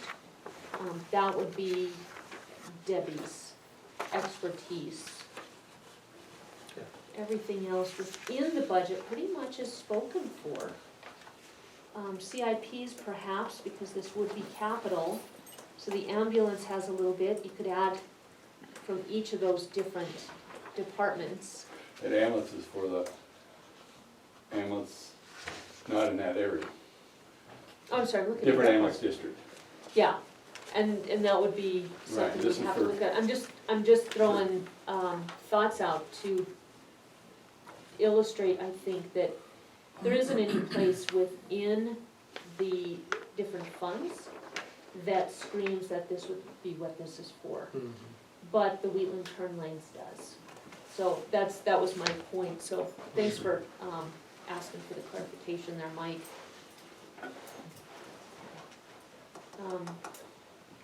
Yeah, I just don't see anything else that would be clear. There are others, we could take a little bit from here, a little bit from there, and add it to get $3,000. It's not as clean. What we could do is sit down with them and have them come up with a better estimate. This is just his first email out. We had to meet with Marilyn, Murray, excuse me, Maria O'Neill, Conrad, the head of it, and sit down with them.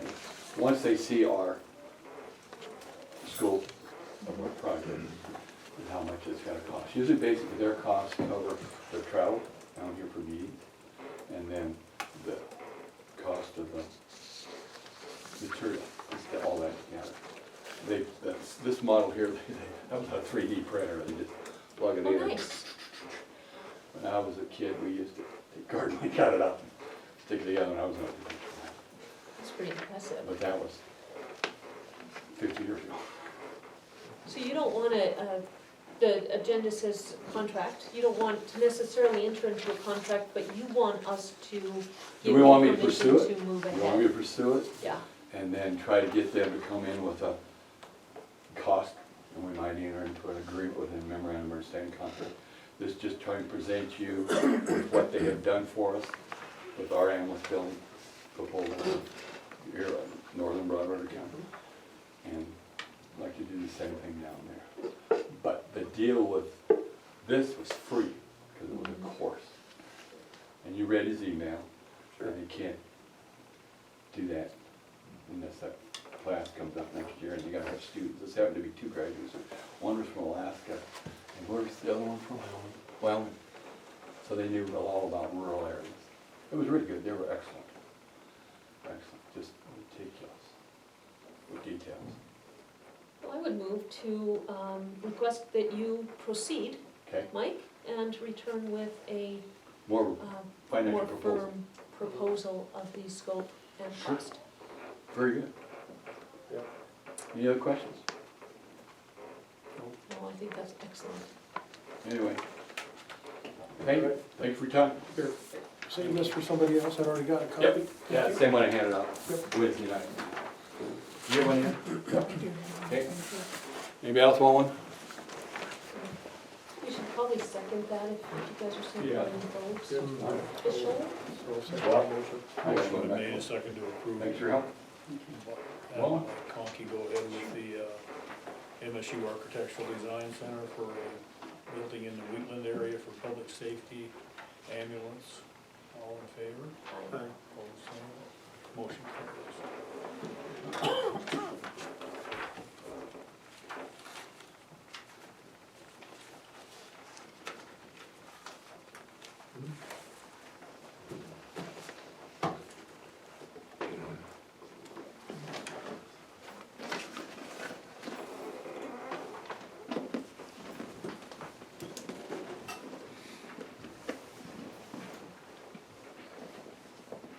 We have the 12 o'clock, the Bureau of Investments intercap loan for purchase and renovations to courthouse annex, commonly referred to as the Opportunity Bank. Yeah, so that was good news, that came in. We were granted the full amount that we're asking for. It is a refund loan, or reimbursement loan, excuse me. So the way it works, this is the second one we've been awarded. As we expend the money, we turn the receipts into VOI, and they return that amount of money to us. So we do have to have a fund for that, and we'll have to put a little bit into it, but that will all be reimbursed through this. And then we will pay it back on I think it went for the maximum, which is 15 years. And it will be at whatever the interest rate is, 3 point something. So if we wanna go that route, there is an additional $50,000 in the grant request for renovations, making the building more energy efficient, doing, the minimal work that we need to the garages, to the office spaces to make it work. And if we don't spend all of the $250, which Mike thinks that's way more than we need, then, we just don't incur that debt. So if we just use, say, 15, then we just have that amount that we're paying back, not the full 200. So it'd be the 150 purchase plus 15 for renovation, so 165 in that case. So this is a loan from $200,000 from the Montana Board of Investments. And the idea is this will house, if needed, the ambulance, and if not, there's a number of other departments with needs, so that won't be a hardship. But I would imagine there might be some overlap where we'll be working with the hospital to help you guys out. And, extension, 4-H, fair, and weed mosquito possibly. And that would be up to those department heads. We'll, with this, start the negotiations of what does this look like? And in reading that, it takes 3 to 4 weeks to create the loan documents. Yeah, So at this point, we're just to proceed to go ahead to have them create the loan documents, and then, once we get those, then we can approve them or not. right. So this is essentially approving Yeah. the loan, Mhm. and then we'll have the documents also to approve. Right. And if we decide that we're just not gonna even do this, then, obviously there's no withdrawal on this, so there's no loan. The one in PILT that we have the intercap loan for, that was actually for engineering done for the building project. We had a couple of different iterations, and this was a later iteration that added to that. So this is totally separate.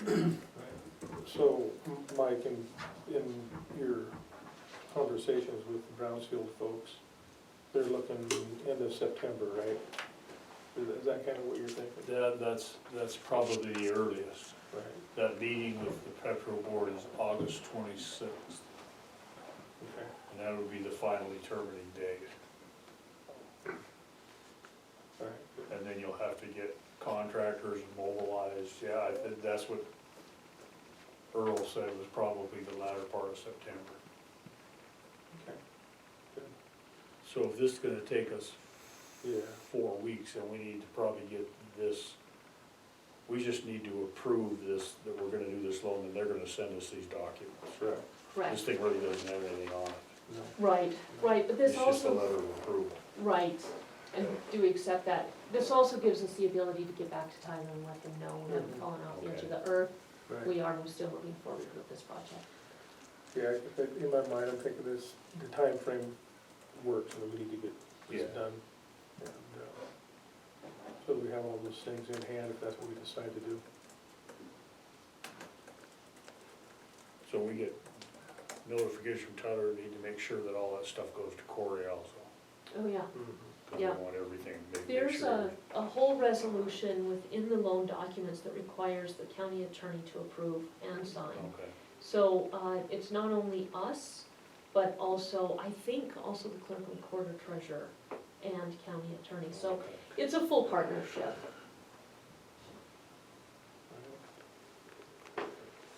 I guess I would make a motion that we would send the Board of Investments our approval to proceed with this loan and receive the documents. I will second that with a friendly amendment that we also use this as a avenue to inform Tyler that we're Sure. moving forward. Motion been made and seconded to inform the Montana Board of Investments that we approve this loan, and to also to notify Tyler Emmert at Opportunity Bank that we are proceeding with the loan to purchase the building. Any further discussion? Yes, Tim? Just real quick question, the expected closure date on this, with this loan process taking several weeks, is there any kind of a time frame on that?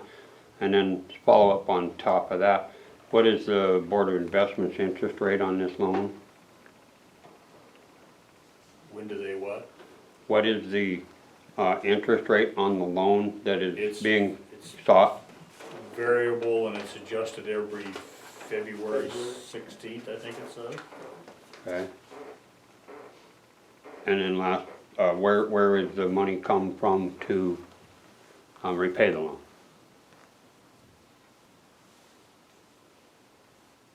Since we're on the discussion, maybe it's premature to ask that. Well, I think our payments would come out of PILT and then from whoever using the building. I don't know what the situation with we don't know what the situation with the ambulance is gonna be depending on what happens with the hospital. They'll be taking over 2 bays in the back shop. Maintenance is gonna use part of the building, and then extension will use the front of the building. So all of those accounts would be charged a percentage, I would imagine. Gotcha. And then there will be a hearing on adopting the resolution, or is that just pretty much taken care of now at this point? After review?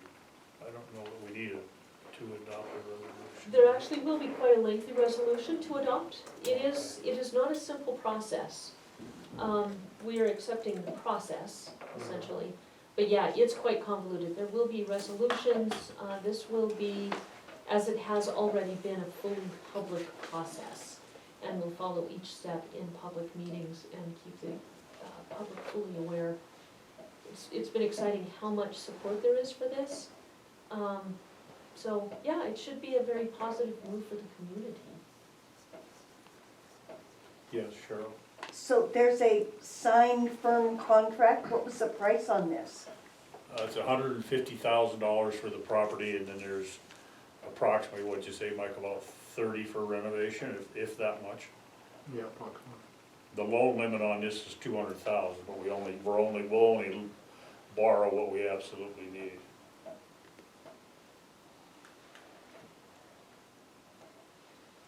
Any other comment or debate? Motion's been made, all in favor? Opposed, same. Motion carries.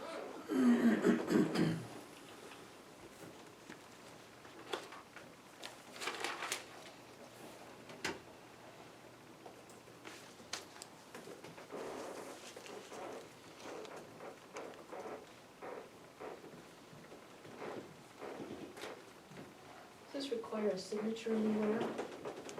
What's that? Does this require a signature anywhere to send I back? looked through it, I didn't see any place where it required a signature. We Okay. just need to send them a notification that we approved it. All right, excellent. I don't see a signature line either. If it's good with you, I'd be more than happy to email Louise back and let her know, and Yeah. also email Tyler. And as always, make sure you guys are CC'd.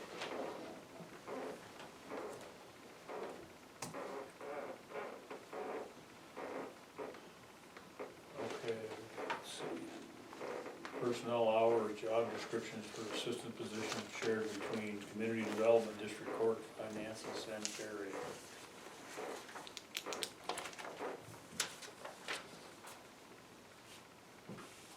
So do we want Val for this, or?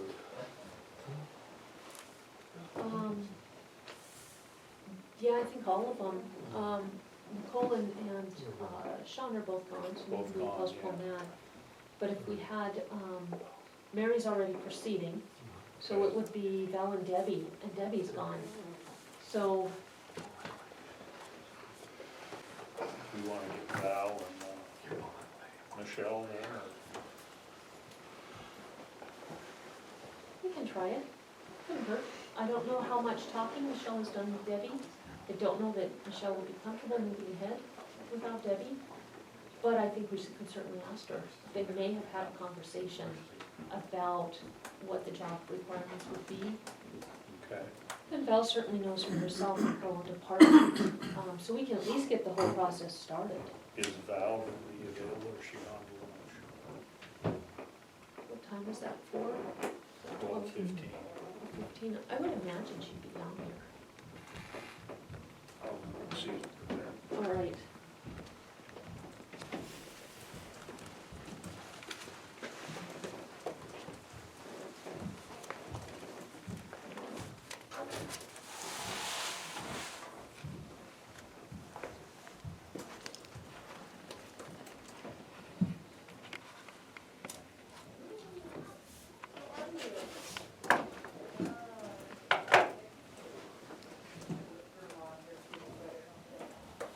assume we're recessed, I'm just gonna take a quick jaunt down the hall.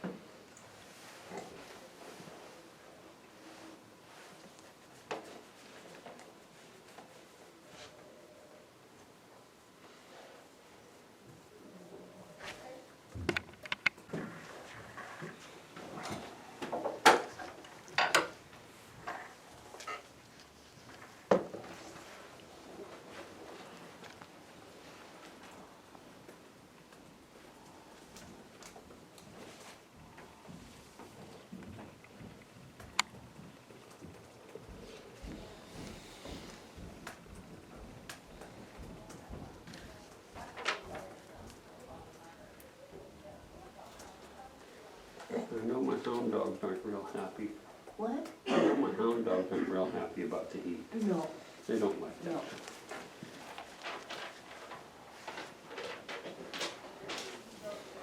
Go through lots more water. Well, that's one good thing. I have fresh water running through them all the time, Oh, so they have cool water.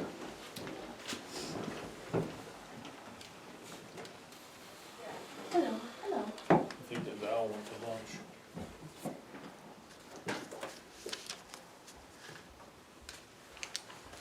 So this is the discussion for the job description for the assistant's position between community development, district court, finance, and sanitary. Is that the way we're splitting that, or are we splitting it? I alphabetized it. Huh? I alphabetized it because I kind of tend to be a little bit ridiculous that way sometimes. So we're It's gonna, one of my quirks. so we're gonna tie community development and sanitary together, and district court and finance will go together for the other one, right? That's correct. So how many hours are we looking We're looking at 32 for sanitarian and planning to start. And I would say with the opportunity to increase, depending on if we decrease the planner. And then for finance and district court, I think that one was also 32.20 for your department and 16 for at? What we looking district at? court. What we looking- 36. Is that 36? Okay, 36. Thought we were looking at one of them to help with the commission. Yes, I think that was Yes. gonna come from 2 hours of the sanitarian and planner and community development position. That's how I remember it as well. Okay. Mhm. Right, So finance and district, are both of these gonna be full-time positions then? full-time for health insurance, so they'll be over the 30 hours a week, so they'll get the full benefit. But less than 40, so they would be between 32 and 36 hours per week. And with juggling this, what you end up doing is paying a benefit to an employee who's 30 to 32 hours that is a higher hourly benefit than to somebody who's at 40. Okay. Because it's the same benefit. So if you're going to have multiple part-timers at 30 to 32 hours, it is more cost-effective to have less people working those fewer hours and more at 40, because then you are not paying extra benefits. That makes sense. So if you have 3 employees that are all at 30 to 36 hours versus 2 at 40, you actually get a little bit more bang for your buck from the 40s. You tend to get more work product from a 40-hour per week employee.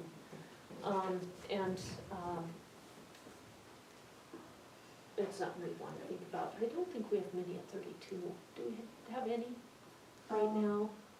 Only, Katrina? only Janaea, and then I think Katria, I think the Okay. only 2 that are So, not 40s. so that would take us to 3 total, because we're replacing Janaea, Mhm.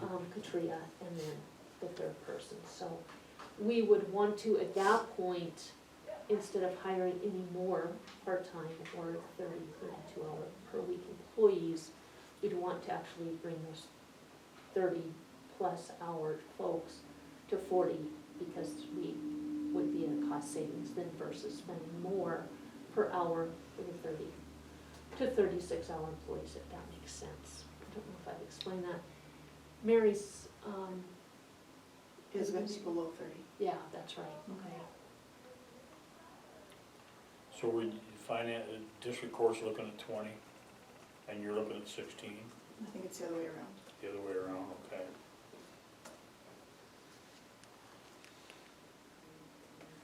And something I'd like to let Val know is perhaps next year we move that to 20 and 20.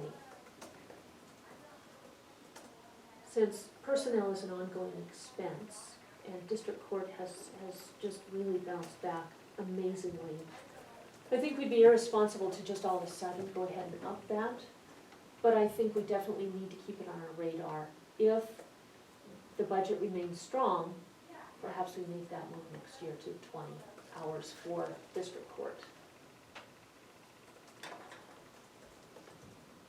And you're not looking for specifically accounting, are you? No, it'd be more of clerical, because that's what kind of takes up a lot of our time right now, is doing the clerical stuff, so we don't get to devote as much time as we should be to more of the stuff that needs our, you know, our expertise and our education and stuff like that. And then there's some stuff that, you know, there's a lot of surveys that get sent out and from, you know, different entities that are optional. We don't have time to do them, you know what I mean? There's a lot of stuff that we don't have time to do, so we'd be able to get that stuff that we're not doing, that isn't required, but it'd be helpful if we did do. We'd be able to get that done, and then go through and be more proactive on some things instead of being reactive in some areas. We'd make sure that all of our, you know, the job descriptions stay updated and all of that stuff. And keep on top of all of that, and, you know, go through all of the, you know, personnel policy, make sure all of that, and people are trained, you know, stuff like that, that make sure everybody's trained, everybody's got, that we have everything, all our ducks in a row. Because we have a lot of, and then we also have a lot of more reporting requirements that we're having to deal with right now. You know, we have, anytime we have an audit, we have audits for a work comp audit, we have audits for the trust, we have audits for, you know, I mean, all these different kind of audits, and whenever that happens, they take a huge amount of time from us, and from their end, it's, this is what we need, we want it right now, but of course we have to weigh what they're wanting from us with our other responsibilities that we have. And so sometimes it tends to protract all that stuff out a lot, and it just causes a big headache. And then anytime, you know, with our budgeting requirements, you know, you know, when we have to submit everything, they're asking for a lot more, and they'll come back and we have to provide a lot more to them than we ever used to. So it just takes a lot more time. You guys kind of been thinking in the back of your mind what this job description is gonna look like for this person, from your side? It'd basically be, you know, more, you know, filing, getting everything, you know, caught up, making sure things are organized, you know. I guess I'm just kind of where I'm going, is to start putting some stuff on paper. Yeah, I mean, we can kind of. Start to develop that. Yeah, and we can kind of probably use an existing administrative assistant Sure. position, kind of, you know, working with Val to kind of probably a mix between the district court clerk and then kind of another administrative assistant, you know, it'd be pretty similar. I mean, you know, the essential functions would be pretty much the same. Because it's just, you know, doing the filing and then, you know, maybe some letters and responding to, you know, some things and stuff like that. I know we had these conversations before, we've been talking with Janaea, she said that it's really important for this person to get this training early on.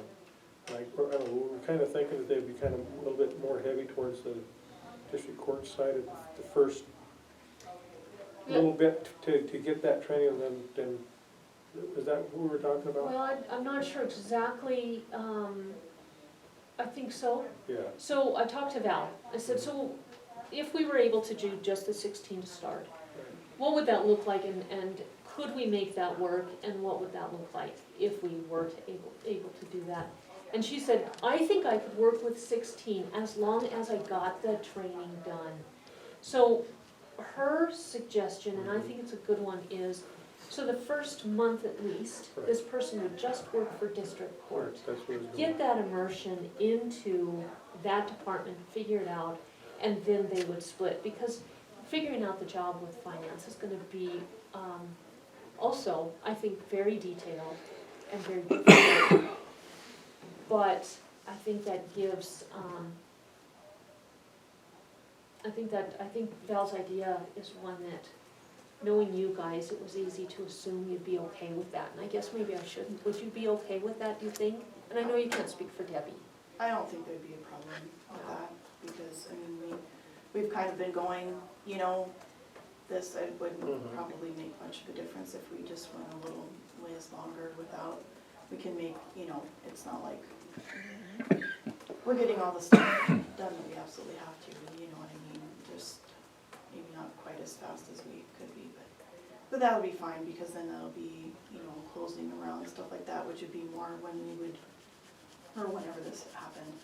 It'd probably be around the time when we would probably need them anyway more, you know, kind of. Right, audit season is what you're. Yeah, audit, you know, and after we have to finalize and then send the budget in, you know what I mean, there's a lot of work around then, so, I don't think there would be a problem. We could make do, Okay. I think. I think Debbie your would have a job is problem. much more, it's just as detailed, it's just as persnickety in getting all those details done. But I think it's a world that most people have some knowledge of, clerical. Yeah, I think district court is also clerical, but it's very precise and very different than most people have any personal experience with. So that's why I'm kind of thinking Val would want that immersion, and we'd be wise to give it to her.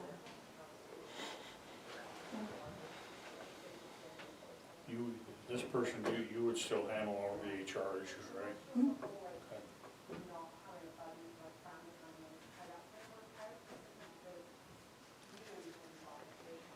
I think you do a great job at that, just saying.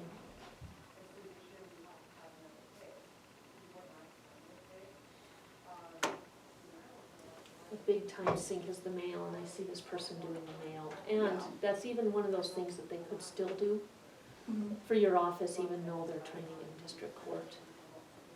So just those little things we could still have a share.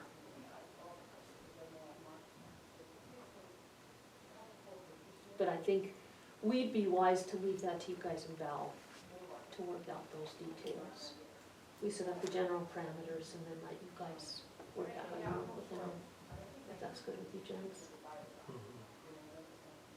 Yeah, we can, I can kind of maybe, because it'd probably be, hers would probably be similar to what is already in existence, because their clerk position technically is, she's just replacing, you know what I mean? Right. So her part would probably be easier to probably, you know, send the existing job description to her and see if there's anything she wanted to change, you know?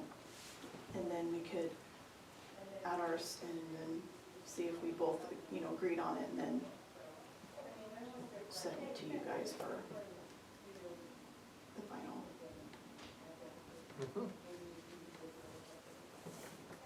That sounds good. It shouldn't take too long to No. get that. We have good job descriptions, they just need to, some of them, as these opportunities come up, just need to be updated. Right. Yeah.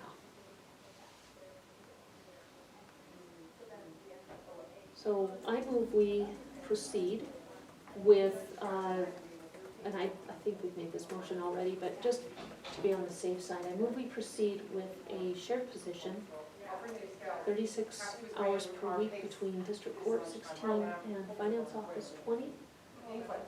And update the job description so that we can run an ad as soon as possible. Anything missed?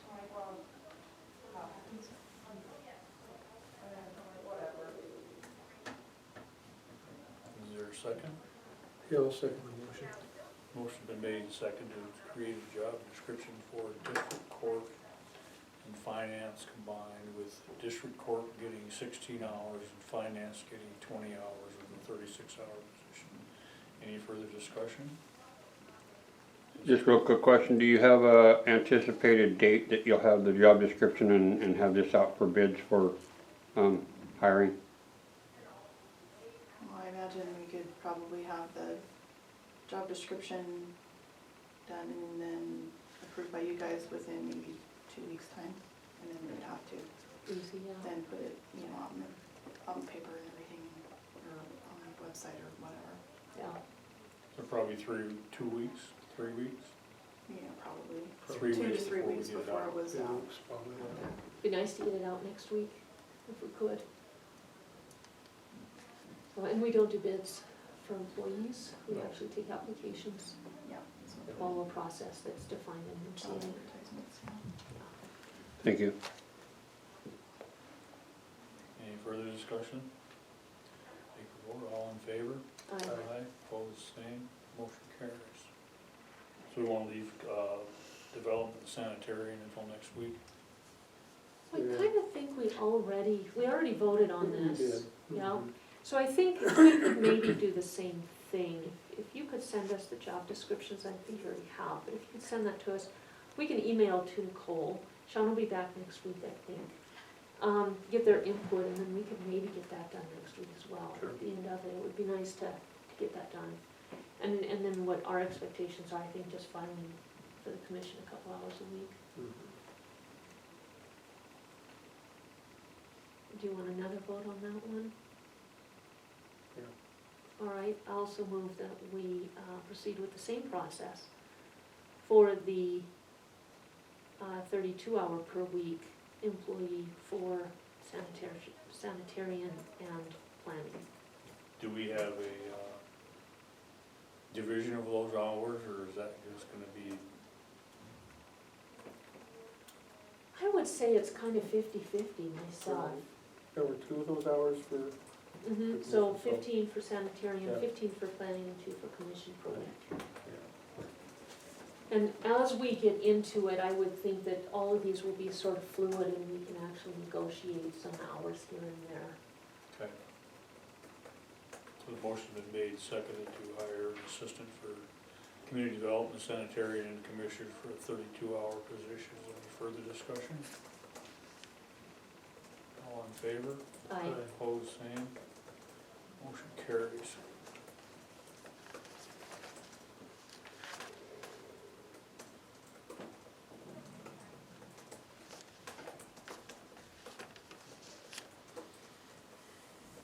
So will you do, how will you do the interviews?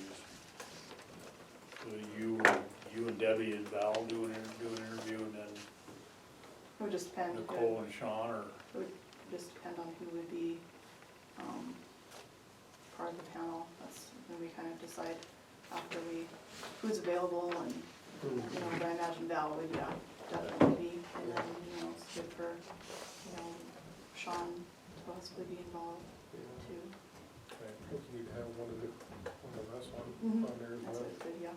It is part of our policy, so it's one of those that's kind of set in stone, Mhm. yeah. And then there are some folks that are just superb on interview panels, and we try and bring in folks that are not necessarily involved, so that we have their input and their insight.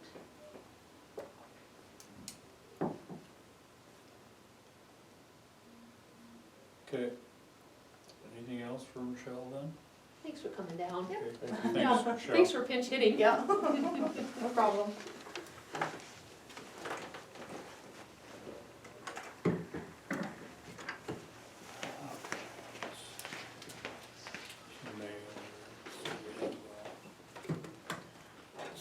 First, let's go with minutes of July 15th and July 17th. I didn't see the minutes for July 15th. Thank you. I will move to approve, though, the 17th minutes. Is there a second? Have a second. Motion made and approved, made and seconded to approve the minutes of July 17th. All in favor? Aye. Opposed, same. Motion carries.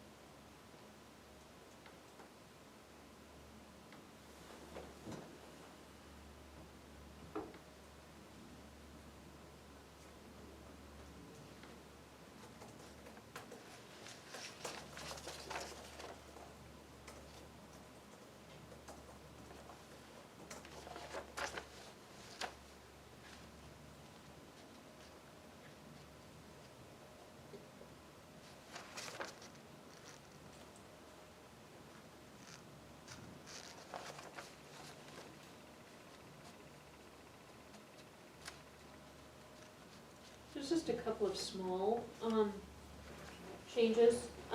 One of the things that, people have asked for, and it's not that important, but is spelling out of what the, acronyms are. So there's just a couple here, NACO, MACO, and then also MBAC. But those are minor, but there are, right here, Commissioner Folkford moved so, approve the authorization, move to, approve. And then on page 2, it says, he, had discussions with the petroleum board. I think he had, we just need to take out an A and an equal.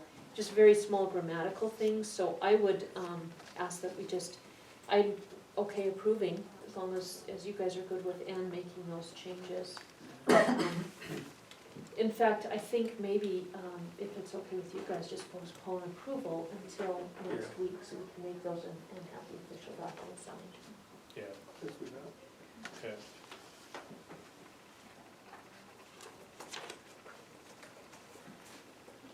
Okay, we got claims here, the amount of $2,434.97. What was that amount again? $2,434.97. Here we are, because it was so low. Yeah, what's that for? Move that we pay the approved claims in the amount of $2,434.97. Motion been made and seconded to pay claims, set amount, all in favor? Aye. Opposed, same. Motion carried.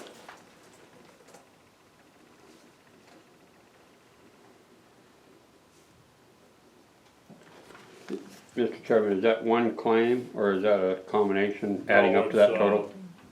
One claim for weeds, one claim for mosquito, and then like 19 claims for jury trial. Gotcha. Thank you, sir.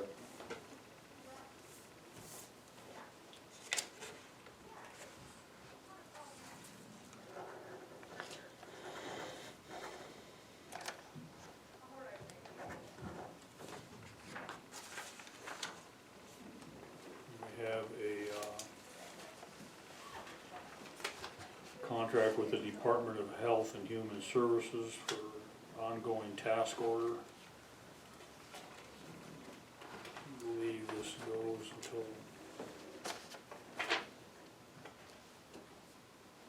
consideration of services provided through this task order. The department will pay the contractor a total of $30,381 for the period of July 1st, 2019 through June 30th, 2020. $30,381 for the period of July 1st, 2020 to June 30th, 2021, and $30,381 for the period of July 1st, 2021 to June 30th, 2022. If this is a new task order with the multiple years, we should put it on the agenda. What we do with those, a lot of them run 10 years, so the 3 is, might be a change in policy, but what we've done in the past, we can change this if you want, but for the original task order for the multiple years, we put it on the agenda and vote on Okay. it. And then subsequent years, we're able to just go ahead and reapprove. Okay, so this will be in the mailbox. All right. Let's see, for mail, this is a notice of intent from the Townsend City County Air Board to the Townsend Rodeo Association and the Fair Board. Notification letter from the Townsend City County Airport Board to the Townsend Rodeo Association Fair Board of the intent to activate the need of the airport lands for the airport use north of section 2833. So this affects the grazing property that the rodeo club has for their livestock right now. And what they discovered is that the MOU they had, it was outdated. To allow the rodeo association to graze that property, so Oh, okay. they're gonna allow them to do this until 2022 when the airport reconstruction begins. And then at that time, then they'll take that property back. So at that time, will they also change that boundary in the parking lot? Most likely, yeah. So they need to notify them of that, or? Well, I know they discussed it at that meeting the other night, there was a representative from the rodeo association there. Oh, okay. So they know They know that that that's was coming coming, also. that that was coming. Okay. Okay. Silos Recreation Area, Department of Health and Human Services, water testing results.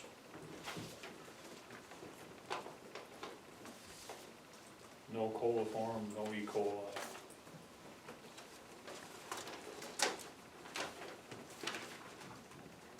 This is a letter from DEQ for the additional corrective action or work plan required for the petroleum releases at the former Grover Exxon 410 Broadway Street, Townsend, Broadwater County, Montana, facility ID 047957.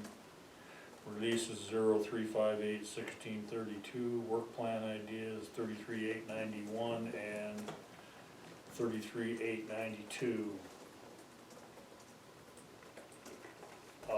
I called Earl Griffith on this since they wanted this paperwork supplied by July 26th, and he said he didn't think that that was gonna be possible.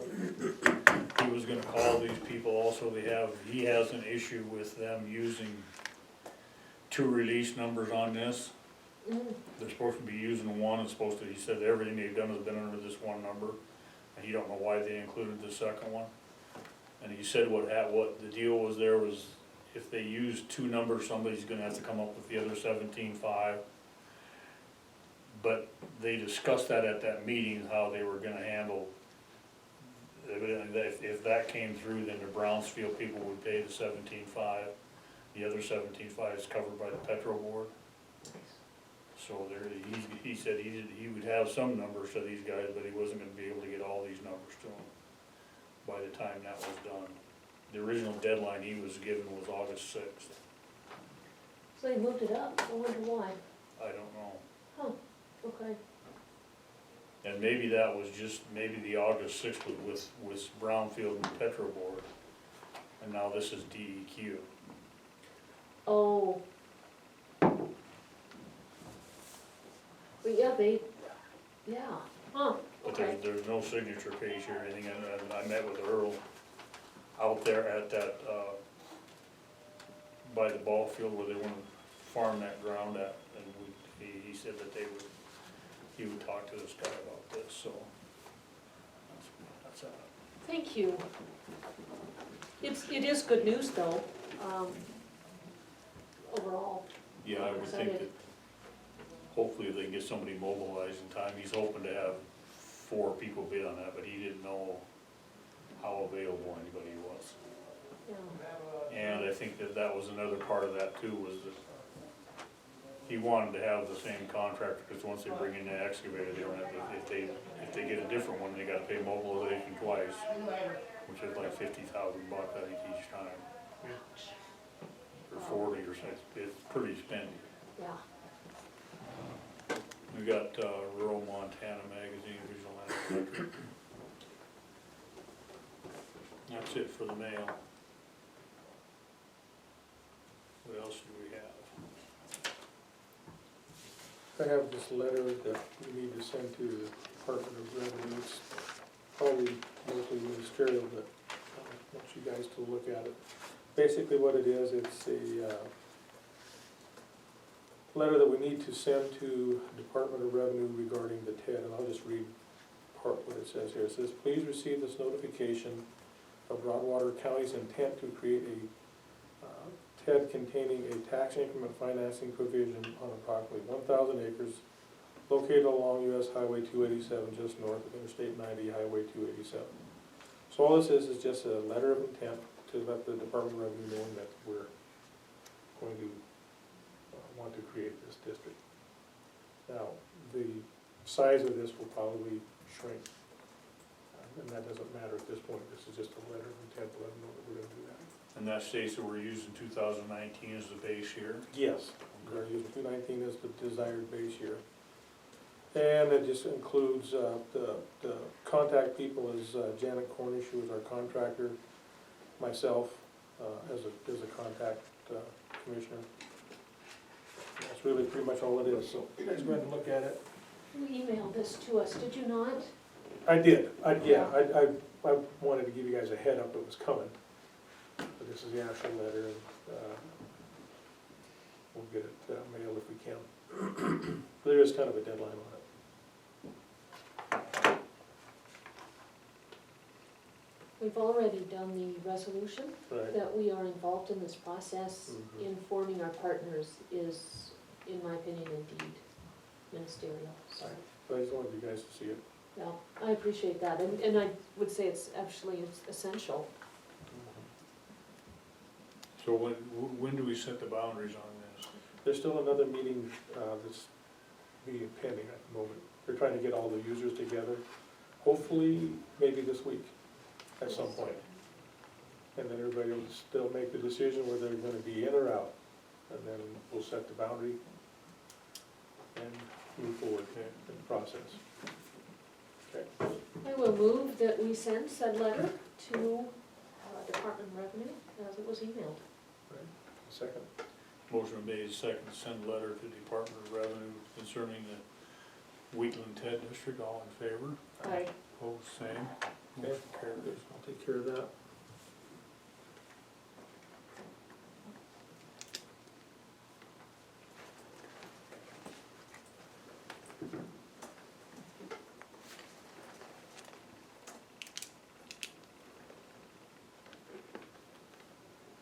That goes to the Department of Revenue, right? It does. Property Assessment Division.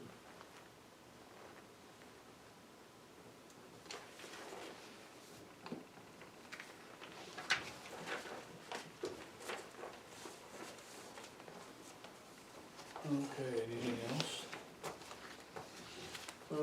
One small thing, I did talk with the vendor, last week, on having them come down and give us an idea what it would cost for a audio system. And probably just using our same camera for right now, trying to keep costs down and see how, kind of see what it was gonna cost to do something like that. Okay. He will let me know when he's had a chance to assess it. When he does, I'll bring it forward.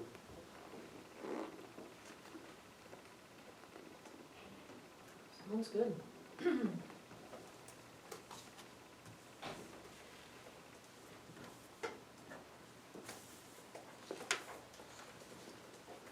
Anything else now? Not for me. Okay. If not, we will adjourn at 12:39.